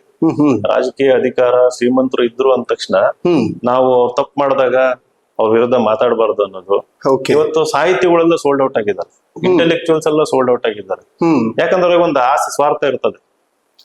ನಾನು ಅವ್ರ ಪರವಾಗಿ ಆರ್ಟಿಕಲ್ ಬರೆದ್ರೆ ನನಗೆ ನಾಳೆ ಪುಸ್ತಕ ಪ್ರಾಧಿಕಾರದ ಅಧ್ಯಕ್ಷ ಮಾಡ್ತಾರೆ, ಸಾಹಿತ್ಯ ಪರಿಷತ್ ಏನೋ ಮೆಂಬರ್ ಮಾಡ್ತಾರೆ, ಅಧಿಕಾರ ಮಾಡ್ತಾರೆ. ನಾವ್ ಈ ಸ್ವಾರ್ಥ ಬಿಟ್ಟು ಸಾಮಾಜಿಕ ಅಧ್ಯಕ್ಷರು ಮಾಡ್ತಾರೆ, ಏನೋ ಒಂದು ಅಪೇಕ್ಷೆ, ರಾಜ್ಯಸಭಾ ಮೆಂಬರ್ ಮಾಡ್ತಾರೆ, MLC ಮಾಡ್ತಾರೆ ಅಂತ. ಈಗ ಅಧಿಕಾರದಲ್ಲಿರೋರು ತಪ್ಪು ಮಾಡಿದಾಗ ನಾವು ಅದನ್ನ ತಪ್ಪು ಅಂತ ಹೇಳದೇ ಇದ್ದಾಗ, so where is democracy? Correct. ಅದು ಅಕೌಂಟಬಿಲಿಟಿ ಇರ್ಬೇಕಲ್ವಾ? ಅಕೌಂಟಬಿಲಿಟಿ ಬರುವಂತದ್ದು ಒಂದು ವಿರೋಧ ಪಕ್ಷದಿಂದ ಪ್ರಜಾಪ್ರಭುತ್ವದಲ್ಲಿ, ಇನ್ನೊಂದು ಸಾಮಾನ್ಯ ಜನರಿಂದ. ನಾವು ಸಾಮಾನ್ಯ ಜನರು. ಓಕೆ. ಈಗ ಏನ್ ಮಾತಾಡ್ತಾ ಇದ್ದೀನಿ ಇದೆಲ್ಲ 4 ಗೋಡೆ ಒಳಗೆ ಪ್ರತಿಯೊಬ್ಬ ಬರೀ ಕುರುಬ ಅಂತಂದಲ್ಲ, ಪ್ರತಿಯೊಬ್ಬ ಸಮಾಜದವರು ಮಾತಾಡ್ತಿರ್ತಾರೆ. ಹೌದು, ತಪ್ಪು ಅಂತಾನೆ ಹೇಳ್ತಿರ್ತಾರೆ, ಯಾರು ಸರಿ ಅಂತ ಹೇಳೋದಿಲ್ಲ. ಓಕೆ, ಅದನ್ನ ನಾನ್ ಓಪನ್ ಆಗಿ ಹೇಳ್ತಾ ಇದ್ದೀನಿ ಅಷ್ಟೇ. ಓಕೆ. ವೆಲ್ ಸರ್, ಸಾಕಷ್ಟು ಪೇಟಗಳು ಮತ್ತೆ ನೆನಪಿನ ಕಾಣಿಕೆಗಳೆಲ್ಲವೂ ಕೂಡ ಇದೆ. ಡೈಲಿ ಎಷ್ಟು ಕಾರ್ಯಕ್ರಮಗಳನ್ನ ಅಟೆಂಡ್ ಮಾಡ್ತೀವಿ? ಆಗ್ತಾನೆ ಇರ್ತಾರೆ. ಹಾ, 2 ಅರ್ಥ ಆಗುತ್ತೆ. ಹಂಗೆಲ್ಲ ಅದು ಬಹಳ ಪ್ರೀತಿ ವಿಶ್ವಾಸದಿಂದ ಪೇಟ ಹಾಕೋದು ನಮ್ಮ ಪದ್ಧತಿ. ಅದು ಆಗ್ತಾ ಇರುತ್ತೆ. ಕೇಸರಿ ಪೇಟ ತುಂಬಾ ಜಾಸ್ತಿ ಇದೆ ಸರ್. ಕೇಸರಿ ಪೇಟ ಇಲ್ಲ, 2 ಈಕ್ವಲ್ ಆಗಿದೆ.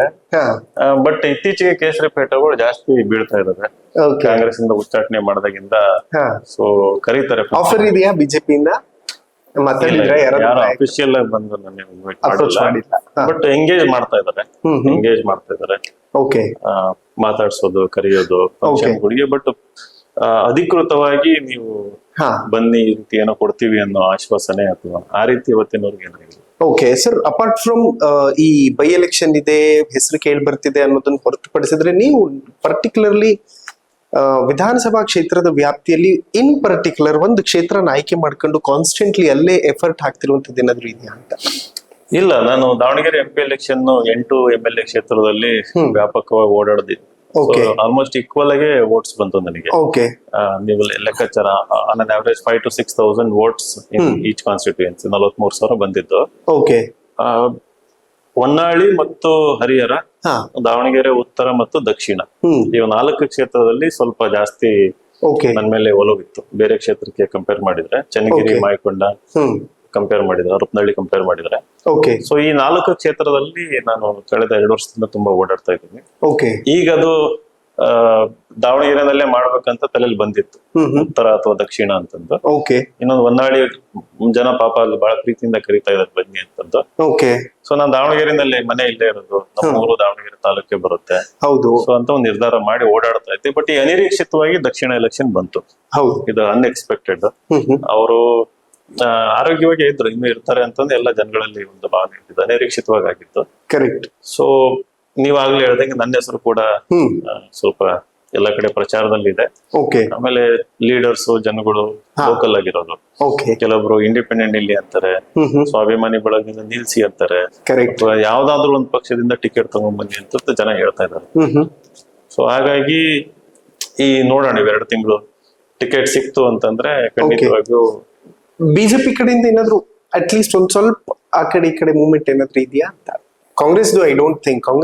ಕಾಂಗ್ರೆಸ್ ಝೀರೋ ಇಲ್ಲ, ಅವ್ರದ್ದು ದುರಹಂಕಾರ ಲೆವೆಲ್ ನೆಕ್ಸ್ಟ್ ಇರ್ತದೆ. ಅಂದ್ರೆ ಅವರು ಕರೆದು ಅವಕಾಶ ಕೊಡೋ ಪಾರ್ಟಿ ಅಲ್ಲ ಅದು ಯಾವತ್ತು. ನಾವೇ ಅಲ್ಲಿ ಹೋಗ್ಬೇಕು. ಆಗ್ಲೇ ಹೇಳಿದ್ನಲ್ಲ, ಅಲ್ಲಿ ಹೋಗಿ ಬಕೆಟ್ ಹಿಡಿಬೇಕು, ಹಿಂದೆ ಬೀಳ್ಬೇಕು, ಅವ್ರ ಈಗೋ ಸ್ಯಾಟಿಸ್ಫೈ ಮಾಡ್ಬೇಕು, ಇನ್ನೇನೋ ಸ್ಯಾಟಿಸ್ಫೈ ಮಾಡ್ಬೇಕು. ಅವೆಲ್ಲ ಆದ್ಮೇಲೆ ಕನ್ಸಿಡರ್ ಮಾಡ್ತಾರೆ ಅಲ್ಲಿ. ಕರೆಕ್ಟ್. ಸೊ ಇಲ್ಲಿ ಕೆಲಸ ಮಾಡೋರಿಗೆ ಇರುವಂತ ಪಾರ್ಟಿ ಅಲ್ಲ, ಹಂಗಾಗಿ ಅವ್ರ ಆರ್ಗನೈಸೇಷನ್ ವೀಕ್ ಆಗೋದು. ಕಾಂಗ್ರೆಸ್ನವ್ರು ಯಾವಾಗ್ಲೂ ಡೆಲ್ಲಿನಲ್ಲಿ ಇರ್ತಾರೆ ಲೀಡರ್ಸ್.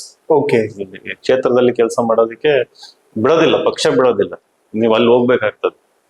ನೀವು ಕ್ಷೇತ್ರದ ಕೆಲಸ ಮಾಡಿ ಮೆರಿಟ್ ಮೇಲೆ ಆತರ ಇಲ್ಲ. ಬಟ್ ಬಿಜೆಪಿನಲ್ಲಿ ಲೋಕಲ್ ಯೂತ್ ಏನಿದ್ದಾರೆ, ಲೋಕಲ್ ಲೀಡರ್ಸ್ ಏನಿದ್ದಾರೆ, ಅವರು ಅಂದ್ರೆ ಲೀಡರ್ಸ್ ಅಂತ ಅಂದ್ರೆ ಎಲೆಕ್ಟ್ರಲ್ ಇದರಲ್ಲಿ ಇರೋರಲ್ಲ, ಕೆಲಸ ಮಾಡೋಂಥವ್ರು, ಸಂಘಟನೆ ಜವಾಬ್ದಾರಿ ಇರೋಂಥವ್ರು. ಅವರು ಒಲವು ತೋರಿಸಿದ್ದಾರೆ, ಬಂದ್ರೆ ಚೆನ್ನಾಗಿರುತ್ತಂತೆಲ್ಲ ಹೇಳಿದ್ದಾರೆ. ಸೊ ನಾನು ಹೇಳಿದೀನಿ, ಆಲ್ರೆಡಿ ನಿಮ್ ಕಾರ್ಯಕರ್ತರಿದ್ದಾರೆ ಇಲ್ಲಿ, ಪಾಪ ಅವರು ಕೂಡ ಬಹಳ ವರ್ಷದಿಂದ ಟಿಕೆಟ್ ಕೇಳ್ತಾ ಇದ್ದಾರೆ. ಅವ್ರಿಗೆ ಟಿಕೆಟ್ ಸಿಕ್ತು ಅಂತಂದ್ರೆ ಖಂಡಿತವಾಗಿಯೂ ನಮ್ ಸಪೋರ್ಟ್ ಇರ್ತದೆ. ಬಟ್ ನಿಮ್ ಪಕ್ಷ ನಾನು ಎಲಿಜಿಬಲ್, ಅರ್ಹತೆ ಇದೆ, ಏನಾದ್ರು ಗೆಲ್ಲೋ ಚಾನ್ಸ್ ಇದೆ ಅಂತ ಕೊಟ್ರೆ ನಾನು ಮಾಡೋದಕ್ಕೆ ರೆಡಿ ಇದ್ದೀನಿ. ಇಟ್ ಡಸಂಟ್ ಮ್ಯಾಟರ್ ಇಲ್ಲಿ ನಾನು ಸಿಗ್ಲಿ ಸಿಗದೆ ಇರ್ಲಿ, ಈ ಕುಟುಂಬ ರಾಜಕಾರಣ ಈ ದಾವಣಗೆರೆನಲ್ಲಿ ಅಂತ್ಯ ಆಗ್ಬೇಕು, ಜೊತೆಗೆ ಹೊಸ ಅಭಿವೃದ್ಧಿ ಪರ್ವ ಶುರು ಆಗ್ಬೇಕು. ಹಾಗಾಗಿ ಸಿಗ್ಲಿ ಸಿಗದೆ ಇರ್ಲಿ, ನಾನೇ ಕ್ಯಾಂಡಿಡೇಟ್ ಅನ್ನೋ ರೀತಿಯಲ್ಲಿ ಕೆಲಸ ಮಾಡ್ತೀನಿ ಅಂತ ಮೆಸೇಜ್ ಹೋಗಿದೆ. ಓಕೆ ಸರ್, ಮತ್ತೆ ಶಾಮನೂರು ಫ್ಯಾಮಿಲಿಗೆ ಟಿಕೆಟ್ ಅನೌನ್ಸ್ ಆದ್ರೆ ನಾನು ಸುಮ್ ಕೂರೋದಿಲ್ಲ ಅಂತ ಹೇಳ್ತೀರಿ, ಏನ್ ಮಾಡ್ತೀರಿ? ಪಾದಯಾತ್ರೆ ಮಾಡೋಣ, ಹಳ್ಳಿ ಓಡಾಡೋಣ, ಮನೆ ಮನೆಗೆ ಹೋಗೋಣ. ಆ ಅಭ್ಯರ್ಥಿ ಗೆಲ್ದೇ ಇರೋದ್ರಿಂದ ನೋಡೋಣ ಅಂತಂದ್ಬಿಟ್ಟು. ಯಾಕೆ ಅಷ್ಟೊಂದು ಕೋಪ, ಯಾಕೆ ಅಷ್ಟೊಂದು ಕೋಪ ಅಲ್ಲ, ಪ್ರಜಾಪ್ರಭುತ್ವವಾದಿ ನಾನು, ಸಂವಿಧಾನವಾದಿ ನಾನು. ಇದು ಯಾವುದೇ ವ್ಯಕ್ತಿ ವಿರುದ್ಧ ಅಲ್ಲ, ಯಾವುದೇ ಕುಟುಂಬ ವಿರುದ್ಧ ಅಲ್ಲ. ಅವರು ಒಳ್ಳೆ ಜನನೇ. ಅವರು ಎಸ್ ಮಲ್ಲಿಕಾರ್ಜುನ ಜೆಂಟ್ಲ್ಮನ್, ಅವ್ರ ಮಗನು ಒಳ್ಳೆಯವರು ಇರ್ತಾರೆ, ಬಾಬಾ ಅವರು ಬಾರ ಒಳ್ಳೆಯವರೇ, ವ್ಯಕ್ತಿತ್ವಗೆಲ್ಲ ಚೆನ್ನಾಗಿರ್ತಾರೆ. This is about democracy, this is about the constituency, development ಆಗ್ಬೇಕು ಅಂತ. ಜನ ಆಯ್ಕೆ ಮಾಡ್ತಾರೆ, ಇಷ್ಟ ಇದ್ರೆ, ಇಲ್ಲಾಂದ್ರೆ ಬಿಡ್ತಾರಪ್ಪ. ಇಲ್ಲ, ಜನಗಳಿಗೆ ಆ ಒಂದು ಅವೇರ್ನೆಸ್ ಇರೋದಿಲ್ಲ. ಈಗ ನಾವು ಈ ಇಂಟ್ರಿಕೇಸಿಸ್ ಅಂತ ಹೇಳ್ತೀವಿ, ಸೂಕ್ಷ್ಮತೆಗಳು ಇರ್ತವೆ. ಆಯ್ತಾ, ಏನಾಗ್ತದೆ, ನಾಳೆ ಒಂದೇನೋ ಒಂದು ಹವಾ ಕ್ರಿಯೇಟ್ ಆಗ್ತದೆ, ದುಡ್ಡು ಹಂಚ್ತಾರೆ, ಇನ್ನೇನೋ ಮಾಡ್ತಾರೆ. ಎಷ್ಟೊಂದ್ ಜನ ಇದ್ರ ಬಗ್ಗೆ ಯೋಚನೆ ಮಾಡಲ್ಲ, ತಲೆ ಕೆಡ್ಸ್ಕೊಂಡಿರಲ್ಲ. ಇದ್ರ ಉಸಾಬರಿ ನನಗೆ ಯಾಕಂತ ವೋಟ್ ಮಾಡಿ ಬಂದ್ಬಿಡ್ತಾರೆ. ಅವ್ರ ವೋಟಿನ ಮೌಲ್ಯ ಅವರಿಗೆ ಅದ್ರ ಬಗ್ಗೆ ಒಂದು ಜಾಗೃತಿ ಇರೋದಿಲ್ಲ. ಸೊ ಹಾಗಾಗಿ ನಾವು ಓಡಾಡ್ಬೇಕಾಗತ್ತೆ, ಅರಿವು ಮೂಡಿಸ್ಬೇಕಾಗತ್ತೆ. ಇನ್ಫಾರ್ಮ್ಡ್ ಇಂಟೆಲಿಜೆಂಟ್ ಡಿಸಿಷನ್ ತಗೊಳ್ರಿ. ಹಂಗಾದಾಗ ಒಂದು ಮೌಲ್ಯ, ವೋಟಿಂಗ್ ಮೌಲ್ಯ ಬರ್ತದೆ. ಸಂವಿಧಾನಕ್ಕೂ ಒಂದು ಗೌರವ, ಪ್ರಜಾಪ್ರಭುತ್ವಕ್ಕೂ ಒಂದು ಗೌರವ. ಇಲ್ಲ ಯಾರೋ ಮನೆಯವ್ರು ಹೇಳಿದ್ರು, ಯಾರೋ ಬಲ್ಲಿಗಿಡ್ರು ಹೇಳಿದ್ರು, ಯಾರೋ ಒಂದು ಅಡ್ವರ್ಟೈಸ್ಮೆಂಟ್ ಅಲ್ಲಿ ಏನೋ ಹೇಳಿದ್ರು, ಹಂಗ ವೋಟ್ ಹಾಕಿ ಬಂದ್ಬಿಟ್ರೆ ಬರೀ ದುಡ್ಡಿರೋರೇ ವಿನ್ ಆಗ್ತಾರೆ. ಆಲ್ರೆಡಿ ರಾಜಕೀಯದಲ್ಲಿ ಬೇರೆಯವ್ರ ಹೆಸರವರೇ ವಿನ್ ಆಗ್ತಾರೆ. ಈಗ ಹೊಸ ಆಲೋಚನೆಯಿಂದ ಬರ್ಬೇಕು ನಿಮ್ ಕ್ಷೇತ್ರಕ್ಕೆ. ಹೊಸ, ಈಗ ನನಗೆ ಒಂದು ಡ್ರೀಮ್ ಇದೆಯಪ್ಪ, ನಮ್ ದಾವಣಗೆರೆ ಒಂದು IIT ಬೇಕು, ಏಮ್ಸ್ ಬೇಕು, ಗವರ್ಮೆಂಟ್ ಮೆಡಿಕಲ್ ಕಾಲೇಜ್ ಬೇಕು, ಪ್ರೈವೇಟ್ ಇದೆಯಲ್ಲ ಇಲ್ಲಿ, ಅವು ಬೇಡ, ಅವು ಇರ್ಲಿ, ಕಾಂಪಿಟೇಷನ್ ಇರ್ಲಿ. ಒಂದು ಬಹಳ ಪ್ರೈವೇಟ್ ಇದೆ ಅನ್ನೋ ಕಾರಣಕ್ಕೆ ತುಂಬಾ ಬರಕ್ ಬಿಡ್ಲಿಲ್ವಂತಲ್ಲ ಸರ್? ಅದು ದಾವಣಗೆರೆದಲ್ಲಿ ಮನೆ ಮಾತು. ಅದಿರೋದಕ್ಕೆ ಬರೋದಕ್ಕೆ ಬಿಡ್ತಾ ಇಲ್ಲ. ಅದು ಒಂದೇ ಅಲ್ಲ, ಈಗ ಫಾರ್ ಎಕ್ಸಾಂಪಲ್ ಮಣಿಪಾಲ್ ಬರ್ತೀನಿ ಅಂದ್ರೆ ಮಣಿಪಾಲಿಗೂ ಅಡ್ಡ ಹಾಕ್ತಾರೆ. ಎನೆಪೋಯ ಬರ್ತೀನಿ ಅಂತಂದ್ರೆ ಅದಕ್ಕೂ ಅಡ್ಡಗಾಲ್ ಹಾಕ್ತಾರೆ. ಸೊ ಯಾವ್ದೋ ಒಂದು IT ಪಾರ್ಕ್ ಬರುತ್ತಂದ್ರೆ ಅದಕ್ಕೂ ಲ್ಯಾಂಡ್ ಸಿಗೋದಿಲ್ಲ. ಸೊ ಎಲ್ಲ ಸ್ವಾರ್ಥ ಇದ್ದಾಗ ಏನಾಗ್ತದೆ, ಬಡವ್ರು ಆಗ್ತಿರೋದು ಯಾರು? ಕ್ಷೇತ್ರ ತಾನೆ, ಜನ. ನಾವು ಈ ದೃಷ್ಟಿಕೋನದಲ್ಲಿ ನಾನು ಕೆಲಸ ಮಾಡ್ತಿರೋದು. ಯಾವುದೇ ಕುಟುಂಬನೂ ಅಲ್ಲ, ಯಾವುದೇ ಇಲ್ಲ. ಇದು ಈ ಕುಟುಂಬ ರಾಜಕಾರಣ ಅನ್ನೋದು ಪ್ರಜಾಪ್ರಭುತ್ವಕ್ಕೆ ಒಳ್ಳೇದಲ್ಲ, ಅಭಿವೃದ್ಧಿ ಒಳ್ಳೇದಲ್ಲ. ಎರಡನೇದು, ಟ್ಯಾಲೆಂಟ್ ಇದೆ ಕ್ಷೇತ್ರದಲ್ಲಿ, ಹ್ಯೂಜ್ ಇಮ್ಮೆನ್ಸ್ ಟ್ಯಾಲೆಂಟ್ ಇದೆ. ಅವ್ರಿಗೆಲ್ಲ ವೇದಿಕೆ ಕೊಡ್ಬೇಕು, ಪ್ಲಾಟ್ಫಾರ್ಮ್ಸ್ ಬೇಕು, ಕೆಲಸ ಮಾಡೋರ್ ಬೇಕು ಕ್ಷೇತ್ರದಲ್ಲಿ. ನನಗೆ ಏನ್ ಬಿಸ್ನೆಸ್ ಇಲ್ಲ, ರಿಯಲ್ ಎಸ್ಟೇಟ್ ಇಲ್ಲ, ಝೀರೋ.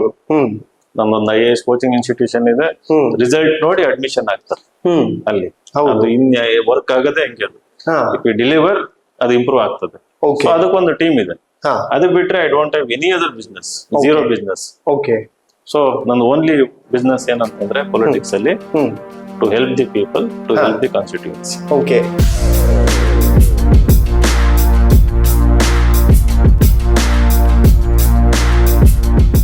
ಸರ್, ಸಿರಿಗೆರೆ ಮಠ, ನವೋದಯ ಹೇಗ್ ನೆನ್ಪು ಮಾಡ್ಕೋತೀರಿ ಇದನ್ನೆಲ್ಲವನ್ನು? ಸೊ ಸಿರಿಗೆರೆ ಮಠ ನಮ್ಮ ತಂದೆ ಅವ್ರು ಓದಿದ್ದು. ಆಮೇಲೆ ಇನ್ಫ್ಯಾಕ್ಟ್ ನಮ್ಮ ತಾಯಿ ಅವರು ಓದಿದ್ದು ಸಿರಿಗೆರೆ ಮಠದಲ್ಲಿ. ಅಲ್ಲಿ ಅದು ಉಚಿತ ವಿದ್ಯಾಭ್ಯಾಸ ಅಲ್ಲಿ. ಅವರಿಗೆ, ನಮ್ಮ ತಂದೆಯವ್ರಿಗೆ ಲೋಕೇಶ್ ಒಡೆಯರ್ ಅಂತಂದು, ಆಮೇಲೆ ಅವ್ರ ಮಾವನ ನಮ್ಮ ತಂಗಿನವ್ರ ಮದ್ವೆ ಆಗಿದ್ದು. ಅವ್ರು ಒಳ್ಳೆ ಶಿಕ್ಷಣ ಕೊಟ್ರು. ಬುಕ್ಸ್ ಓದೋದನ್ನ ಹವ್ಯಾಸ ಅನ್ನೋ ರೀತಿಯಲ್ಲಿ ತಗೊಳ್ಳೋ ರೀತಿಯಲ್ಲಿ ಮೋಟಿವೇಶನ್ ಮಾಡಿದ್ರು ಅವ್ರಿಗೆ. ಅದು ಕಂಟಿನ್ಯೂ ಆಯ್ತು. ಅದು ನನಗೆ ನವೋದಯ ಪಾಸ್ ಆಗೋದಕ್ಕೆ ಸಹಾಯ ಆಯ್ತು. ಸೆಲ್ಫ್ ಸ್ಟಡಿ ಮಾಡಿ ಒಂದು ಕಾಂಪಿಟೇಟಿವ್ ಎಕ್ಸಾಮ್ ಪಾಸ್ ಮಾಡೋದಕ್ಕೆ. ಆಮೇಲೆ ನವೋದಯ ಸ್ಕೂಲಿಗೆ ಹೋದಾಗ ನಾವು ಆ ಟೈಮಲ್ಲಿ ಏನು ಇರ್ಲಿಲ್ಲ, zero income, totally free education. CBSE English medium, ದೊಡ್ಡ ಬಿಲ್ಡಿಂಗ್, ದೊಡ್ಡ ಲೈಬ್ರರಿ, ಪ್ಲೇ ಗ್ರೌಂಡ್. ಅದು ನನ್ನ ಲೈಫ್ ಚೇಂಜ್ ಆಗಿದೆ ಅಲ್ಲಿ. ಲೀಡರ್ಶಿಪ್ ಕ್ವಾಲಿಟಿ ಬಂದಿದ್ದು. ಆಮೇಲೆ ಬೇರೆ ಬೇರೆ ಕ್ಷೇತ್ರಗಳಲ್ಲಿ ಪೇಂಟಿಂಗ್ ಕಲ್ತಿದ್ದು. ಆಮೇಲೆ ಇನ್ನು ಸಾಹಿತ್ಯ, ಇಂಗ್ಲಿಷ್ ಬುಕ್ಸ್ ಓದಕ್ ಶುರು ಮಾಡಿದ್ದು. ಒಳ್ಳೊಳ್ಳೆ ಲೈಫ್ ಲಾಂಗ್ ಫ್ರೆಂಡ್ಸ್ ಸಿಕ್ಕಿದ್ದು. ಸೊ ಇವತ್ತು ನನ್ನ ಬೆಸ್ಟ್ ಫ್ರೆಂಡ್ಸ್ ಯಾರು ಅಂತಂದ್ರೆ ನವೋದಯ ಸ್ಕೂಲಲ್ಲಿ ಓದಿರೋಂಥ ಫ್ರೆಂಡ್ಸ್ 27 ಜನ ಇದ್ವಿ. 27 ಜನನು ಇವತ್ತು ಕ್ಲೋಸ್ ಇದೀವಿ. ವರ್ಷ ಸೇರ್ತಾ ಇರ್ತೀವಿ, ಗೆಟ್ ಟುಗೆದರ್ ಆಗ್ತಾ ಇರುತ್ತೆ, ರೆಗ್ಯುಲರ್ ಆಗಿ ಮೀಟ್ ಆಗ್ತಾ ಇರ್ತೀವಿ. ಹಂಗಾಗಿ ಡೀಪ್ ಇಂಪ್ಯಾಕ್ಟ್ ಇರುವಂತ. ನಿಮ್ದು ಲವ್ ಮ್ಯಾರೇಜ್ ಸರ್? ನಂದು ಲವ್ ಮ್ಯಾರೇಜ್. ಇದು ರಾಗಿ ಕಿಲ್ಸ ಅಂತ ಮಾಡ್ತೀವಿ, ಚೆನ್ನಾಗಿರ್ತದೆ, ಟ್ರೈ ಮಾಡಿ. ಸ್ವೀಟ್ ಇದು? ಸ್ವೀಟ್. ಏನ್ ರೆಸಿಪಿ ಸರ್ ಅದ್ರದ್ದು? ಇದು ರಾಗಿ ಹಿಟ್ಟಲ್ಲಿ ಸ್ವಲ್ಪ ಬೆಲ್ಲ ಹಾಕಿ, ಗಸಗಸೆ ಹಾಕಿ, ಅದನ್ನ ಓವರ್ ನೈಟ್ ಬಾಯ್ಲ್ ಮಾಡಿ ಒಂದ್ ತಟ್ಟೆಲ್ ಹಾಕಿ ಇಡ್ತಾರೆ. ಅದು ಒಂದೊಂದ್ ಟೇಸ್ಟ್ ನೋಡಿ, ಅದೇ ಹೆಲ್ತ್ ವೈಸ್ ಬಹಳ. ಹೌದಾ? Calcium, potassium. ಡೈಲಿ ರೂಟೀನ್ ಹೇಗಿರ್ತದೆ? ಅಲ್ಲ, ಆಗ್ಲೇ ಪ್ರಶ್ನೆ ಕೇಳ್ತಿದೆ ಲವ್ ಮ್ಯಾರೇಜ್ ಬಗ್ಗೆ. ಲವ್ ಮ್ಯಾರೇಜ್ ಹೇಗೆ ಫಸ್ಟ್ ನೋಡಿದ ತಕ್ಷಣನೇ ಪ್ರಪೋಸ್ ಮಾಡಿದ್ದ ಅಥವಾ? ಇಲ್ಲ ಅವನ್ನ ಇಬ್ರು ಒಬ್ರಿಗೊಬ್ರು ಅರ್ಥ ಮಾಡ್ಕೊಂಡು ಓಕೆ. ಪ್ರಪೋಸ್ ಮಾಡಿ ಆಮೇಲೆ ಅರೇಂಜ್ ಮದುವೆನೇ ಆಗ್ಬೇಕು ಅಂತಂದ್ರು. ಮನೆಯವ್ರನ್ನ ಒಪ್ಸಿ ನಾನ್ ಸೆಟ್ಲ್ ಆಗ್ತೀನಿ, ನನಗೆ ಸೆಟ್ಲ್ ಆಗದೆ ತಗೊಂಡು ಹೋಗ್ಬೇಕು ಅನ್ನೋದಿರ್ಲಿಲ್ಲ. ಓಕೆ. ಸೆಟ್ಲ್ ಆಗಿ ಅರ್ನ್ ಮಾಡಿ ನಾವು ಒಂದು ಗಟ್ಟಿಯಾಗಿರ್ತೀವಿ, ಮುಂದಿನಲ್ಲಿ ಭದ್ರವಾಗಿರ್ತದೆ ಕರೆಕ್ಟ್ ಆರ್ಥಿಕವಾಗಿ, ಅದನ್ನೆಲ್ಲ ಪ್ರೂವ್ ಮಾಡಿದ್ಮೇಲೆ ಮದುವೆ ಆಯ್ತು. ಓ, ಅಂದ್ರೆ ಲೈಕ್ ಸಕ್ಸಸ್ ಆದ್ಮೇಲೆನೆ ನಾನು ಮದ್ವೆ ಆಗೋದು ಅನ್ನೋದು Success ಶುರು ಆದ್ಮೇಲೆ. ಓಕೆ. ಯಾಕಂದ್ರೆ ಸುಮ್ಮನೆ ನಂಬಿಸಿ ಕರ್ಕೊಂಡ್ ಬರೋದು ಈಸಿ. ಹೌದು, ಬಟ್ ಆ ಸ್ಟ್ರಗಲ್ ಅವ್ರನ್ನ ತೋರ್ಸೋದ್ ಕಷ್ಟ ಅಲ್ಲ ಸರ್? ಸ್ಟ್ರಗಲ್ ಎಲ್ಲ ನಾವು ಕಷ್ಟಪಡ್ತೀವಿ ಅಂತ ಅವತ್ತು ಕಷ್ಟಪಡಿಸ್ಬಾರ್ದು. Correct. Okay sir, blueprint ಏನಿದೆ ನಿಮ್ಗೆ? ಲೈಕ್ ಈಗ ಯಾರೇ ಆಗ್ಲಿ ನಾನು ಅಖಾಡಕ್ಕೆ ಹಿಡಿತಾ ಇದ್ದೀನಿ ಅಂತಂದ್ರೆ ಎಸ್, ನನ್ನ ಕ್ಷೇತ್ರಕ್ಕೆ ಅಥವಾ ನಾನು ನಿಲ್ಲುವಂತ ಜಾಗಕ್ಕೆ ಇದೆಲ್ಲ ಬೇಕು, ಇದನ್ನ ಮಾಡೇ ತೀರ್ತೀನಿ ಅನ್ನುವಂಥದ್ದೊಂದು ಬ್ಲೂ ಪ್ರಿಂಟ್ ಇದ್ದೇ ಇರುತ್ತೆ. ಏನ್ ನಿಮ್ ಬ್ಲೂ ಪ್ರಿಂಟ್? ಗೆಲ್ಲೋದಕ್ಕೆ ಬೇಕಾಗಿರುವಂತದ್ದು ಪ್ರಿಂಟ್, ಗೆಲ್ಲೋದಕ್ಕೆ ಬೇಕಾಗಿರುವಂತದ್ದು ಮತ್ತು ಗೆದ್ದ ಮೇಲೆ ಆಗ್ಬೇಕಾಗಿರುವಂತದ್ದು. ಸೊ ಗೆಲ್ಲೋದಕ್ಕೆ ಬೇಕಾಗಿರುವಂತದ್ದು ಬೂತ್ ಲೆವೆಲ್ ಅಲ್ಲಿ ಸಂಘಟನೆ. ಬೂತ್ ಲೆವೆಲ್ ಅಲ್ಲಿ ನನಗೆ ಅಂತ ನಿಂತು ಗಟ್ಟಿಯಾಗಿ ನಿಂತ್ಕೊಂಡು ಎಂತ ಪ್ರತಿರೋಧ ಬಂದ್ರು ವಿರೋಧ ಬಂದ್ರು ಕೆಲಸ ಮಾಡೋದಕ್ಕೆ ಒಂದು 23 ಜನ ಗಟ್ಟಿ ಆಳುಗಳು ಬೇಕಾಗ್ತಾರೆ. ಓಕೆ. ಸೊ ಆ ಕೆಲಸ ನಾನು MP ಎಲೆಕ್ಷನ್ ಮುಗ್ದಾಗಿಂದನೂ ನಾನು ಆಗ್ಲೇ ಹೇಳಿದೆ, ನೀವು ಪ್ರತಿಯೊಂದು ಕಾನ್ಸ್ಟಿಟ್ಯೂನ್ಸಿನಲ್ಲೂ ಗಟ್ಟಿಯಾಗಿದ್ದಾರೆ. ಅದನ್ನ ಈಗ ಇನ್ ಕೇಸ್ ಇಲ್ಲಿ ಸಿಕ್ತು ಅಂತಂದ್ರೆ ಆ ಕೆಲಸ ಮನೆ ಮನೆಗೆ ಹೋಗಿ ಮಾಡ್ಬೇಕಾಗತ್ತೆ ಬೂತ್ ಲೆವೆಲ್ ಅಲ್ಲಿ. ಓಕೆ.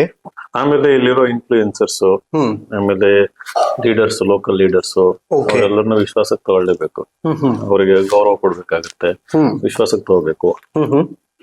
ಸೊ ಅದು ಬಹಳ ಇಂಪಾರ್ಟೆಂಟ್. ಓಕೆ. ಅದು ಇಲ್ಲ ಅಂತಂದ್ರೆ ಅದು these are the 2 big things ಮಾಡ್ಬೇಕಾಗಿರೋದು ಎಲೆಕ್ಷನ್ ಗೆ. ಆಮೇಲೆ ಐ ಥಿಂಕ್ ಪಕ್ಷದಿಂದ ಟಿಕೆಟ್ ಸಿಕ್ಕ ಪಕ್ಷ ಸಪೋರ್ಟ್ ಮಾಡ್ತಾರೆ, ಓಕೆ, ಟೀಮ್ ಬರುತ್ತೆ. ನನ್ನ ವಿಚಾರದಲ್ಲಿ ಐ ಥಿಂಕ್ ಔಟ್ಸೈಡ್ ದಾವಣಗೆರೆಯಿಂದನೂ ಜನ ಬಂದು ಎಲೆಕ್ಷನ್ ಮಾಡೋದಕ್ಕೆ ರೆಡಿ ಇದ್ದಾರೆ. ಓಕೆ. ನಮ್ ಸ್ಟೂಡೆಂಟ್ ಬೇಸ್ ಇದೆ, ಸೊ ಅದೇನ್ ಇಶ್ಯೂ ಆಗೋದಿಲ್ಲ ನಮಗೆ. ಸೊ ನಮ್ಮ ನಡೆ ನೋಡಿ ಎಲ್ಲ ಶುದ್ಧ ಆಗಿತ್ಕೊಂಡು ಜನಗಳಿಗೆ ಒಂದು ಭರವಸೆ ಮೂಡಿಸ್ಬೇಕು. ಓಕೆ. ಎಲೆಕ್ಷನ್ ಆದ್ಮೇಲೆ ಇನ್ ಕೇಸ್ ದಾವಣಗೆರೆ ದಕ್ಷಿಣ ಅಂತ ಅನ್ಕೊಂಡ್ರೆ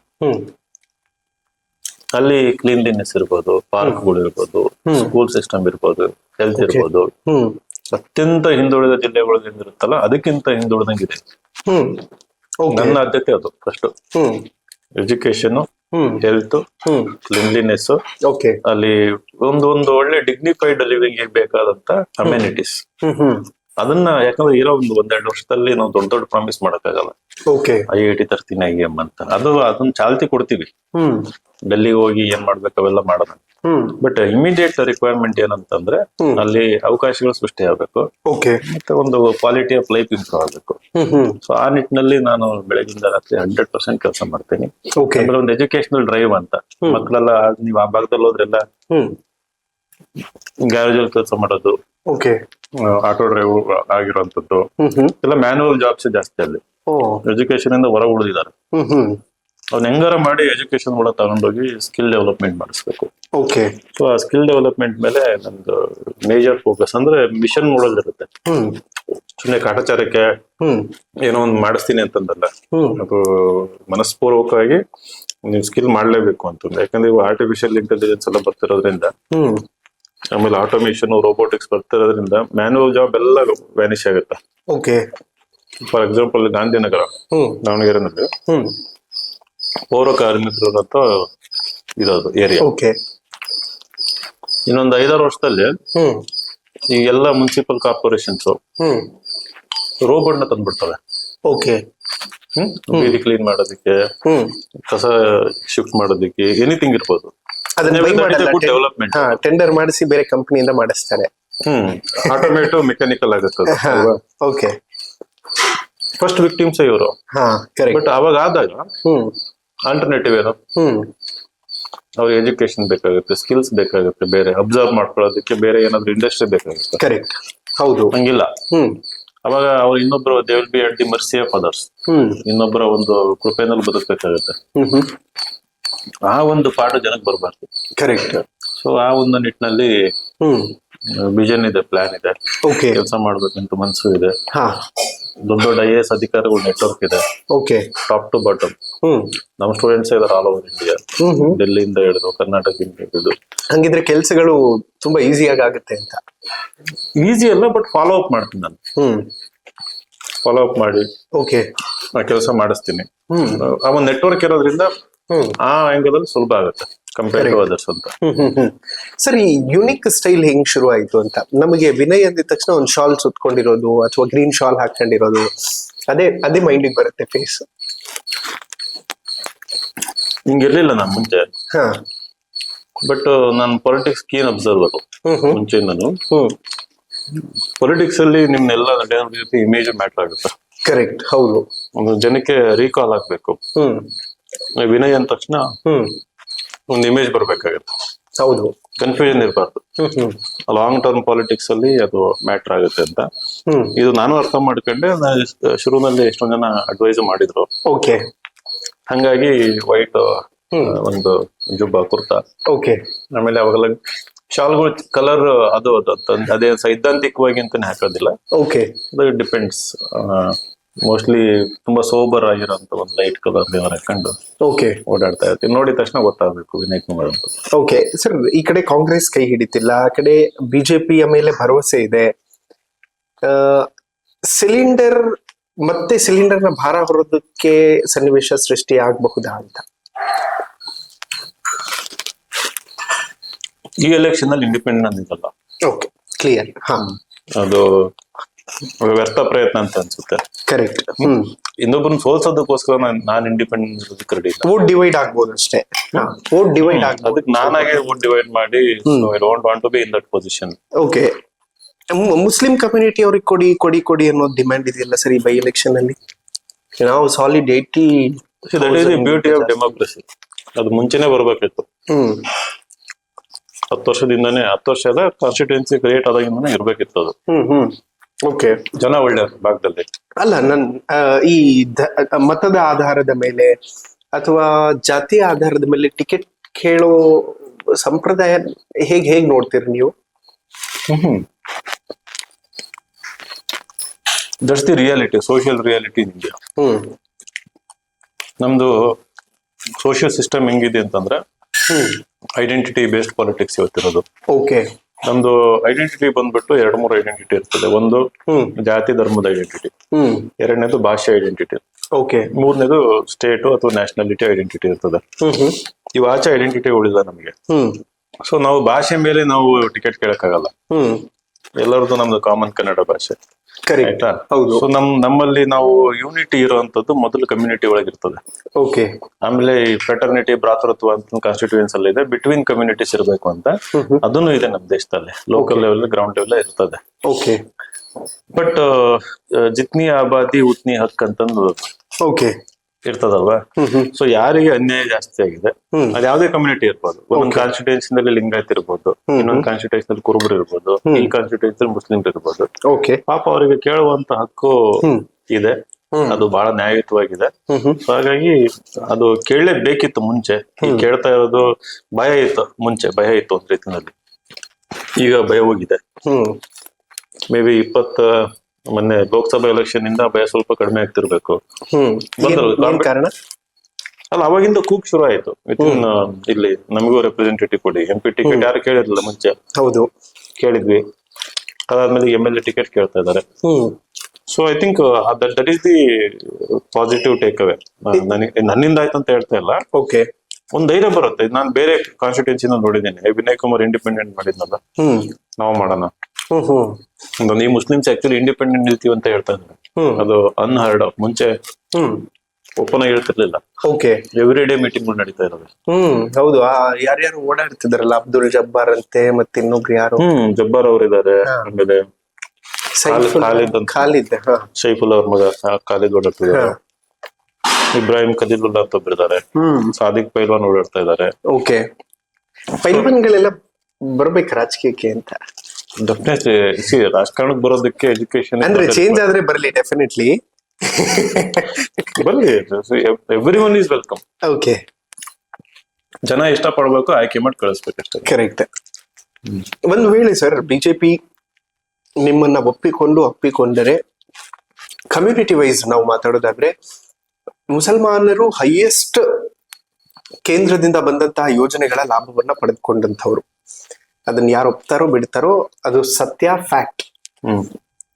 ಹೇಗೆ ಕನ್ವೆ ಮಾಡ್ತೀರಿ ಆ ಕಮ್ಯುನಿಟಿಯ ಜನಕ್ಕೆ ನೀವು ಕಮಲ ಹಿಡಿದ್ರೆ? ಯಾಕಂದ್ರೆ ಕಮಲ ಹಿಡಿದವ್ರನ್ನ ಅವ್ರ ಕೈ ಹಿಡಿಯಲ್ಲ. ಇದನ್ನ ಚೇಂಜ್ ಮಾಡ್ಬೇಕಾದಂತ ದೊಡ್ಡ ಚಾಲೆಂಜ್ ಅದು. ನೀವು ಬರೋದ್ಕಿಂತ ಮುಂಚೆ ಗಾಂಧಿನಗರದಿಂದ ಒಂದು ಟೀಮ್ ಬಂದಿತ್ತು ಮಕ್ಕಳದು, ಹುಡುಗರದು. ಅವ್ರು ಹೇಳ್ತಾ ಇದ್ದ, ಅಣ್ಣ ನೀನ್ ಬಿಜೆಪಿ ಇಂದ ಟಿಕೆಟ್ ತಗೊಂಬಂದ್ರೆ ಮುಸ್ಲಿಮ್ಸ್ ನಿನಗೆ ವೋಟ್ ಹಾಕ್ತಾರೆ ಅಂತ. ಅಂದ್ರೆ ಫೇಸ್ ಆಫ್ ವಿನಯ್ ಕುಮಾರ್ ಅಷ್ಟೇ ಮ್ಯಾಟರ್ ಆಗುತ್ತೆ, ವ್ಯಕ್ತಿತ್ವನು ನೋಡ್ತಾರೆ. ನನಗನ್ಸೋದು ಲೋಕಲ್ ಆಗಿ ಒಳ್ಳೆ ವ್ಯಕ್ತಿತ್ವ ಇತ್ತು. ಅವ್ರು ಯಾವ್ದೇ ಪಾರ್ಟಿನಲ್ಲಿ ಇರ್ಲಿ ಸೆಕ್ಯುಲರ್ ಅನ್ನೋದು ಅವರಿಗೆ ಅರ್ಥ ಆಗಿತ್ತು ಅಂತ. ಸೊ ಐ ಥಿಂಕ್ 100% ವೋಟ್ ಮಾಡೇ ಮಾಡ್ತಾರೆ. ಅಂದ್ರೆ 100% ಅಂದ್ರೆ ಅವರು ಅವರ ಒಂದೇನಿದೆಯಲ್ಲ ಅದನ್ನ ಬಿಟ್ಟು ಈ ಕಡೆ ಬಂದು ವೋಟ್ ಮಾಡ್ತಾರೆ ಅನ್ನೋ ಒಂದು ನಂಬಿಕೆ ಇದೆ. ಡಿಪೆಂಡ್ಸ್ ಆನ್ ಇಂಡಿವಿಜುವಲ್ ಅಂತ. ಈ ಬಿಜೆಪಿ ಅಂತಂದ್ರೆ ಆಂಟಿ ಮುಸ್ಲಿಂ ಅನ್ನುವಂತ ಈ ಗುಮ್ಮವನ್ನ ತೊಡೆದು ಹಾಕೋದು ಹೇಗೆ ಅಂತ ನೀವು ಅಬ್ಸರ್ವ್ ಮಾಡಿರುವ ಹಾಗೆ? ಅದಕ್ಕೆ ಡೆಮೋಕ್ರಸಿನಲ್ಲಿ choices play critical role. Okay, ಯಾವುದೇ ಒಬ್ಬ ವ್ಯಕ್ತಿಗೆ, ಜಾತಿಗೆ, ಧರ್ಮಕ್ಕೆ, ವೋಟ್ ಬ್ಯಾಂಕಿಗೆ ಚಾಯ್ಸಸ್ ಇರಬೇಕು. ಕರೆಕ್ಟ್, ಹೌದು. ನಾವು ಆ ಭಯದಿಂದ ಆಚೆ ಬರ್ಬೇಕಾಗುತ್ತೆ. ಕರೆಕ್ಟ್. ನೀವು ಕಾಂಗ್ರೆಸ್ ನಂಬ್ಕೊಂಡು ಒಂದು ಬ್ಲಾಕ್ ತರ ಇದ್ರೆ ನಾಳೆ ಕಾಂಗ್ರೆಸ್ ಪಾರ್ಟಿನ ಫುಲ್ ವೀಕ್ ಆಗಿ ಅದಕ್ಕೆ ರೆಪ್ರೆಸೆಂಟೇಷನ್ ಇಲ್ದಂಗೆ, ರಿಸೋರ್ಸ್ ಇಲ್ದಂಗೆ ಆಯ್ತು ಅಂತಂದಾಗ ಏನ್ ಮಾಡ್ತೀರಿ? ಕರೆಕ್ಟ್ ಅಲ್ವಾ? ಹಾಗಾಗಿ ನೀವೇ ನಿಮ್ದೇ ಪಾರ್ಟಿ ಊಟ ಹಾಕ್ತೀರಾ, ವೆಲ್ ಅಂಡ್ ಗುಡ್. ಅದು ಒಂದ್ ಒಳ್ಳೆ ಆಪ್ಷನ್. ಇಲ್ಲೇ ಇದ್ದಾಗ ಬಿಜೆಪಿನಲ್ಲೇ ಇರುವಂತ ಒಳ್ಳೆ ವ್ಯಕ್ತಿಗಳು ಒಳ್ಳೆ ಒಂದೊಂದು ಕ್ಷೇತ್ರದಲ್ಲಿ ಇರ್ತಾರೆ. ನೀವು ಅಲ್ಲಿ ನೀವು ಎಂಟೈರ್ ಹೋಗೋದ್ ಬೇಡ, ನಿಮ್ಗೆ ಅನ್ಸಿದ್ರೆ ಹೋಗಿ. ಆಮೇಲೆ ಮೇಲೆ ಏನ್ ಸಿದ್ಧಾಂತ, ಪಾಲಿಸಿ ಲೋಕಲ್ಲೇ ಬೇರೆ ಇರ್ತದೆ, ನ್ಯಾಷನಲ್ಲೇ ಬೇರೆ ಇರ್ತದೆ. ಹೌದು, ಎಲ್ಲ ಬೇರೆ ಇರ್ತದೆ. ಹೌದು, ರೈಟ್. ಇವಾಗ ನಾನ್ ಯಾರನ್ನೂ ಡಿಸ್ಕ್ರಿಮಿನೇಟ್ ಮಾಡಲ್ಲ. ನಾನು ಕರೆಕ್ಟ್. ನನ್ ಮನೆಗೆ ಬಂದು ಅಂತಂದ್ರೆ ಯಾರೇ ಬಂದ್ರು ದೇರ್ ಆಲ್ ನನಗೆ ವೋಟ್ ಹಾಕ್ಲಿ ಹಾಕದೇ ಇರ್ಲಿ, ಯಾವುದೇ ಜಾತಿ ಧರ್ಮ ಇರ್ಲಿ, ನಮ್ಮ ಮನೆ ಯಾವಾಗ್ಲೂ ಓಪನ್ ಇರ್ತದೆ. ನಾಳೆ ಗೆದ್ದಾಗ ಬೂತ್ ನೋಡ್ಬಿಟ್ಟು ಈಗ ಮಾಡ್ತಾ ಇರ್ಲಿ ಅವ್ರು, ನಿನ್ ಬೂತಲ್ಲಿ ವೋಟ್ ಬಂದಿಲ್ಲ, ನಿನ್ಗೇನೋ ರೋಡ್ ಹಾಕಲ್ಲ, ವಾಪಸ್ ಹೋಗಂತ ನಾವು ಮಾಡಲ್ಲ. ನಾವು ಹೌದು, ಎವ್ರಿ ಒನ್ ಇಸ್ ವೆಲ್ಕಮ್. ನೀವು ವೋಟ್ ಹಾಕಿದ್ರು ಅಷ್ಟೇ ರೆಸ್ಪೆಕ್ಟ್, ಆಗದೆ ಇದ್ರು ಅಷ್ಟೇ ರೆಸ್ಪೆಕ್ಟ್ ಇರ್ತದೆ ನಮಗೆ. ಅಫ್ಕೋರ್ಸ್ ಕಾರ್ಯಕರ್ತರಿಗೆ ಫಸ್ಟ್ ಪ್ರಿಫರೆನ್ಸ್ ಇದ್ದೇ ಇರ್ತದೆ, ಯಾಕಂದ್ರೆ ಓಡಾಡ್ ಕೆಲಸ ಮಾಡಿರ್ತಾರೆ. ಹಂಗಂತ ನಿನಗೆ ಮಾಡ್ಕೊಡಲ್ಲ ಅಂತ ಹೇಳಲ್ಲ, ಸ್ವಲ್ಪ ನಿಧಾನ ಆಗ್ಬೋದು, ಮಾಡ್ಕೊಟ್ಟೆ ಕೊಡ್ತೀವಿ. ಸೊ ಆ ತರದ ಇದ್ದಾಗ ಇವು ಈ ಬಿಜೆಪಿ ಆಂಟಿ ಮುಸ್ಲಿಂ, ಕಾಂಗ್ರೆಸ್ ಹಂಗಿರ್ತಿದ್ರೆ ರಾಜ್ಯಸಭೆಯಲ್ಲಿ ಮುಸ್ಲಿಂ ಎಂಪಿಗಳನ್ನ ಇಟ್ಕೊಳ್ತಾನೆ ಇರ್ಲಿಲ್ಲ ಬಿಜೆಪಿ. ಹಾ, ನಿಜ ಅಲ್ವಾ? ಮಲ್ಲಪುರಂ ಅಲ್ಲಿ ಮುಸ್ಲಿಂ ಅಭ್ಯರ್ಥಿಗೆ ಲೋಕಸಭೆ ಟಿಕೆಟ್ ಕೊಡ್ತಾ ಇರ್ಲಿಲ್ಲ ಅಬ್ದುಲ್ ಸಲಾಂ ಅಂತ ಅವ್ರಿಗೆ. We should look at the local. ಹೌದು. ಮೇಲ್ ಬಿಟ್ಬಿಡಿ, ಅದು ಏನಾಗುತ್ತೆ ಏನೋ ತಲೆ ಕೆಡ್ಸ್ಕೊಳಕ್ ಹೋಗ್ಬೇಡಿ. ನಿಮಗೆ ಲೋಕಲ್ ಅಲ್ಲಿ ಕೆಲಸ ಮಾಡಿಕೊಡಕ್ಕೆ ಫಸ್ಟ್ ಪಾಯಿಂಟ್ ಆಫ್ ಕಾಂಟ್ಯಾಕ್ಟ್ ಯಾರು? ನಾವೇ. ಕರೆಕ್ಟ್. ಅದನ್ನ ನೋಡಿ ಅಲ್ವಾ? ಓಕೆ, ಭರವಸೆ ಇದೆಯಾ ಸರ್? ಲೈಕ್ ನಿಮಗೆ ಈ ಬಾರಿ ಅಟ್ಲೀಸ್ಟ್ ಒಂದು ವೇದಿಕೆ ಸಿಗುತ್ತೆ? ಇಲ್ಲ, ಅದು ನನಗೆ ಗೊತ್ತಿಲ್ಲ. ಅದು ಟು ಬಿ ಆನೆಸ್ಟ್ ನಾನು ಪ್ರಯತ್ನ ಮಾಡಿಲ್ಲ. ಕೊಟ್ರೆ always ready. Election ready every day. Okay, ಕೊಟ್ರೆ ಮಾಡೋದಕ್ಕೆ ರೆಡಿ. ಯಾಕಂದ್ರೆ ಓಡಾಡೋದಕ್ಕೆ ನನಗೆ ಹಿಂದೆ ಮುಂದೆ ಇಲ್ಲ, ರಿಸೋರ್ಸ್ ಪ್ರಾಬ್ಲಮ್ ಇಲ್ಲ. ಓಕೆ, ಕೊಡದೇ ಇದ್ರು ನಾವ್ ಆಗ್ಲೇ ಡಿಸ್ಕಸ್ ಮಾಡ್ದಂಗೆ ಇಲ್ಲಿ ಸಮರ್ಥ ಅವರೇ ಸಿಕ್ಕರೆ ಅವರು ಗೆಲ್ಬಾರ್ದು ಅನ್ನೋದು ನನ್ನ ನಿಲುವು. ಸೊ ಹಾಗಾಗಿ ಈ ಕಡೆಯವರಿಗೆ ಬೇಕಾದ್ರೆ ನಾನೇ ಕ್ಯಾಂಡಿಡೇಟ್ ಅನ್ನೋ ರೀತಿನಲ್ಲಿ ಸಪೋರ್ಟ್ ಮಾಡೋದಕ್ಕೆ ನಾನು ರೆಡಿ. ಅಮೇಜಿಂಗ್. ಯಾರೇ ತಗೊಂಡ್ಬರ್ಲಿ ಟಿಕೆಟ್. ಓಕೆ, ವೆಲ್, ಫೈನಲಿ ಕಾರ್ಯಕ್ರಮದ ಮುಖಾಂತರ ಏನ್ ಹೇಳೋದಕ್ಕೆ ಇಷ್ಟಪಡ್ತೀರಿ? ಬಹಳ ಸಂತೋಷ ಆಯ್ತು. ನಿಮ್ಮ ಇಂಟರ್ವ್ಯೂ ಸ್ಟೈಲು, ನಿಮ್ಮ ಪ್ರಶ್ನೆಗಳು ಕುತೂಹಲಕಾರಿ, ಓಕೆ, ಬಹಳ ನ್ಯಾಚುರಲ್ ಆಗಿ ಬಂದ್ವು. ಕಾರ್ಯಕ್ರಮ ಮೂಲಕ ಹೇಳೋದೇನಂದ್ರೆ, ನಾವು ಬದಲಾವಣೆ ಬಯಸ್ತಿರ್ತೀವಿ ಮನೆ ಒಳಗೆ ಕುತ್ಕೊಂಡು. ಕರೆಕ್ಟ್. ಅದು ಆಚೆ ಎಕ್ಸ್ಪ್ರೆಸ್ ಆಗ್ಬೇಕು. ಅದು ಆಚೆ ನಾವು ಬರ್ಬೇಕಾಗತ್ತೆ, ಹೋರಾಟ ಮಾಡ್ಬೇಕಾಗತ್ತೆ. ನೀವ್ ಹೋರಾಟ ಮಾಡ್ಲಿಲ್ಲ ಅಂದ್ರೆ ಹೋರಾಟ ಮಾಡೋರಿಗೆ ಬೆಂಬಲ ಕೊಡಿ. ಕರೆಕ್ಟ್. ನೀವೇನು ಕಳ್ಕೊಡೋದಿಲ್ಲ, ಗೇನ್ ಜಾಸ್ತಿ ಇರ್ತದೆ. ಒಳ್ಳೆ ವ್ಯಕ್ತಿಗಳು ಬಂದಾಗ ನಿಮಗೆ ನೇರವಾಗಿ ಗೇನ್ ಇಲ್ಲದೆ ಇದ್ರು ಕೂಡ ಅಟ್ಲೀಸ್ಟ್ ನಾಳೆ ನಿಮ್ಮ ಮಕ್ಕಳಿಗೆ ಒಂದು ಒಳ್ಳೆ ಭವಿಷ್ಯ ಸೃಷ್ಟಿ ಆಗ್ತದೆ. ಸೊ ಹಾಗಾಗಿ ನಾವು ಮೈ ಚಳಿ ಬಿಟ್ಟು ನಾವ್ ಯಾವಾಗ ರಿಸ್ಕ್ ತಗೊಳ್ಳೋ ಸೊಸೈಟಿ ಆಗ್ತೀವಿ, ಅಡ್ವೆಂಚರಸ್ ಆಗ್ತೀವಿ, ಪ್ರೋ ಆಕ್ಟಿವ್ ಆಗ್ತೀವಿ. Correct. ಅವಾಗ ನಿಜವಾಗ್ಲೂ ಕೂಡ ಹ್ಮ್ ಒಂದು ಹೊಸತನ, ಹೊಸ ಡೆವಲಪ್ಮೆಂಟ್ ಹ್ಮ್ ಎಲ್ಲರಿಗೂ ಸಿಗುತ್ತೆ. ಹ್ಮ್ ಇಲ್ಲ ಅಂತಂದ್ರೆ ಇದು ಅಸಮಾನತೆ ಅನ್ನೋದು ಹಿಂಗೆ ವೈಡನ್ ಆಗ್ತಾ ಹೋಗುತ್ತೆ. ಅಸಮಾನತೆ ಅಂದ್ರೆ 1% ವರ್ಸಸ್ 99% ಇವಾಗಿರೋದು. ಹ್ಮ್ ಹ್ಮ್ ಈ 1% ಅಂದರು because of the silence of the 99% ಹ್ಮ್ ಹ್ಮ್ ಇನ್ನೂ ಬಲಿಷ್ಠರಾಗ್ತಾರೆ. ಓಕೆ ನಮ್ಮನ್ನ ಪರ್ಪೆಚುವಲ್ ಆಗಿ ಅಂದ್ರೆ ಪರ್ಮನೆಂಟ್ ಆಗಿ ಆಳೋ ವರ್ಗ ಸೃಷ್ಟಿ ಮಾಡ್ಕೊಂತಾರೆ. ಹ್ಮ್ ಹ್ಮ್ ಮುಂದಿನ ದಿನಗಳಲ್ಲಿ ಟೆಕ್ನಾಲಜಿ ಯೂಸ್ ಮಾಡ್ಕೊಂಡು ಇನ್ನೂ ಶೋಷಣೆ ಜಾಸ್ತಿ ಆಗ್ತದೆ. ಓಕೆ ಸೊ ಹಾಗಾಗಿ ನಾನೇನು ಬಹಳ ದೊಡ್ಡ ಲೀಡರ್ ಅಲ್ಲ, ಪರ್ಫೆಕ್ಟ್ ವ್ಯಕ್ತಿ ಅಲ್ಲ. ಓಕೆ ನನಗಿಂತ ಟ್ಯಾಲೆಂಟೆಡ್ ಬಹಳ ಜನ ಇದ್ದಾರೆ, ಸಾಮರ್ಥ್ಯರವ್ರು ಇದ್ದಾರೆ, ಕಾಯ್ತಾ ಇದಾರೆ ಅವ್ರು ಬರ್ಬೇಕು ಅಂತ. ಹೌದು. ಒಂದ್ ಮಾರ್ಗ ಬೇಕು, ಹ್ಮ್ ಹ್ಮ್ ಒಂದು ರೇ ಆಫ್ ಹೋಪ್ ಕಾಯ್ತಿರ್ತಾರೆ. ಕರೆಕ್ಟ್. ಈ ಪಕ್ಷಗಳು ಬದಲಾವಣೆ ತಗೊಂಬಂದು ಇಂಥದ್ದು ಅವಕಾಶ ಕೊಡ್ತಾರೆ ಅಂತಂದಾಗ ಆ ಒಂದು ರೇ ಆಫ್ ಹೋಪ್ ಆದ ತಕ್ಷಣ ಏನಾಗುತ್ತೆ, ಒಂದು ನ್ಯೂ ಮೂವ್ಮೆಂಟ್ ಶುರು ಆಗುತ್ತೆ. ಕರೆಕ್ಟ್. ಆ ನ್ಯೂ ಮೂಮೆಂಟ್ ಅಲ್ಲಿ ನಿಮಗೆ ಗೆಲುವು ಸಿಗ್ಲಿ. So thank you so much, ಬಹಳ ಖುಷಿ ಆಯ್ತು ಮಾತಾಡಿ. Thank you so much sir. ನಿಮ್ಗೂ ಕೂಡ thank you so much. Okay, well, ನೋಡಿದ್ರಲ್ಲ ವೀಕ್ಷಕರೇ, ಇದಿಷ್ಟು ವಿನಯ್ ಕುಮಾರ್ ಅವರ ಮಾತುಗಳು. ಇನ್ಫ್ಯಾಕ್ಟ್ ಬಹಳ ಜನ ಕ್ಯಾಲ್ಕುಲೇಷನ್ ಹಾಕ್ತಾ ಇದ್ರು, ನಮ್ಮ ಕುರುಬ ಕಮ್ಯುನಿಟಿಯಿಂದ ಮತ್ತೊಂದು ಫೇಸ್ ಬಿಜೆಪಿ ಅವ್ರು ಏನಾದ್ರು ಅವಕಾಶ ಕೊಟ್ರೆ ಬಿಜೆಪಿಯಲ್ಲಿ ನೆಕ್ಸ್ಟ್ ಲೆವೆಲ್, ನೆಕ್ಸ್ಟ್ ಹಂತದಲ್ಲಿ ಒಬ್ಬ ಒಳ್ಳೆ ನಾಯಕ ಕುರುಬ ಕಮ್ಯುನಿಟಿಯನ್ನ ಲೀಡ್ ಮಾಡುವಂತ ನಿಟ್ಟಿನಲ್ಲಿ ಬರ್ತಾರೆ ಅಂತ. ಆಫ್ಟರ್ ಈಶ್ವರಪ್ಪ ನಾವು ಯಾರನ್ನು ಅಂತವ್ರು ನೋಡಿದ್ದಿಲ್ಲ ಬಿಜೆಪಿಯಲ್ಲಿ. ಅಂದ್ರೆ ಈಶ್ವರಪ್ಪ ಅವರಿಗೆ ಟಿಕೆಟ್ ತಪ್ಪಿದ ಕಾರಣಕ್ಕೆ ಬಹಳಷ್ಟು ಜನ ಕುರುಬ ಸಮುದಾಯದವರು ಇವತ್ತು ಕೂಡ ಬಿಜೆಪಿ ಮೇಲೆ ಒಂದ್ ಸ್ವಲ್ಪ ಕೆಂಡ ಕಾರ್ತಾ ಇರೋದಂತೂ ಸತ್ಯ. ಮತ್ತು ಬಿಜೆಪಿಗೆ 2008 ನಂತರ ಬಹುಶಃ ಈಗ ಇರುವಂತಹ ಅವಕಾಶ ಏನಿದೆ, ದಾವಣಗೆರೆ ದಕ್ಷಿಣವನ್ನ ತನ್ನ ತೆಕ್ಕೆಗೆ ತೆಗೆದುಕೊಳ್ಳೋದಕ್ಕೆ ಸುಲಭವಾಗಿರುವಂತಹ ಮಾರ್ಗಗಳಿದೆ. ಗೊತ್ತಿಲ್ಲ ನನಗೆ ಅವರ ಹೈಕಮಾಂಡ್ ಹೇಗೆ ಕ್ಯಾಲ್ಕುಲೇಷನ್ ಹಾಕುತ್ತೆ, ಏನಾಗುತ್ತೆ ಅನ್ನುವಂಥದ್ದು. What ever it may be, youths ಬರಬೇಕು, ಅದರಲ್ಲೂ ಕೂಡ IAS IPS ನಂತಹ ದೊಡ್ಡ ದೊಡ್ಡ ಹುದ್ದೆಗಳಿಗೆ ಅಭ್ಯರ್ಥಿಗಳನ್ನ ಫ್ಯಾಕ್ಟರಿ ಅಂತೆ ತಯಾರು ಮಾಡಿ ಕಳಿಸುವಂತಹ ವ್ಯಕ್ತಿಗಳ ಪೊಲಿಟಿಕ್ಸ್ ನಲ್ಲಿ ಇದ್ರೆ ಬಹಳ ಉತ್ತಮ ಅಂತ ಅನಿಸ್ತದೆ. ನೋಡೋಣ ಏನಾಗುತ್ತೆ, ಜನ ಹೇಗೆ ಅಕ್ಸೆಪ್ಟ್ ಮಾಡ್ತಾರೆ ಅನ್ನೋದಕ್ಕೆ ಕಾಲ ಉತ್ತರ ಕೊಡುತ್ತೆ. ನೋಡ್ತಾ ಇರಿ ಹೆಲೋ ಹಿಂದೂ. ನಾನು ಸೈಯದ್ ಹಿದಾಯತ್, ಸೈನಿಂಗ್ ಆಫ್, ದಾವಣಗೆರೆಯಿಂದ. ಈ ಕಾರ್ಯಕ್ರಮದ ಪ್ರಾಯೋಜಕರು ವಿನಯ್ ಕುಮಾರ್ ತರೀಕೆರೆ, ಮಹಾಪ್ರಧಾನ ಕಾರ್ಯದರ್ಶಿ, ಬೆಂಗಳೂರು ಕೇಂದ್ರ ಲೋಕಸಭಾ ಕ್ಷೇತ್ರ, ಯುವ ಜನತಾ ದಳ. ಅಭಯಾನಲ್ಲಿ ಇವತ್ತಿನ ಗೋಲ್ಡ್ ಪ್ರೈಸ್ ಚೆಕ್ ಮಾಡಿದ್ಯಾ? ಇಲ್ಲ. ಅಭಯಾನಲ್ಲಿ ಗೋಲ್ಡ್ ಸೇಲ್ ಮಾಡು, ಗೋಲ್ಡ್ ಇಂಟ್ರೆಸ್ಟ್ ಸೇವ್ ಮಾಡು. 8861 600 600.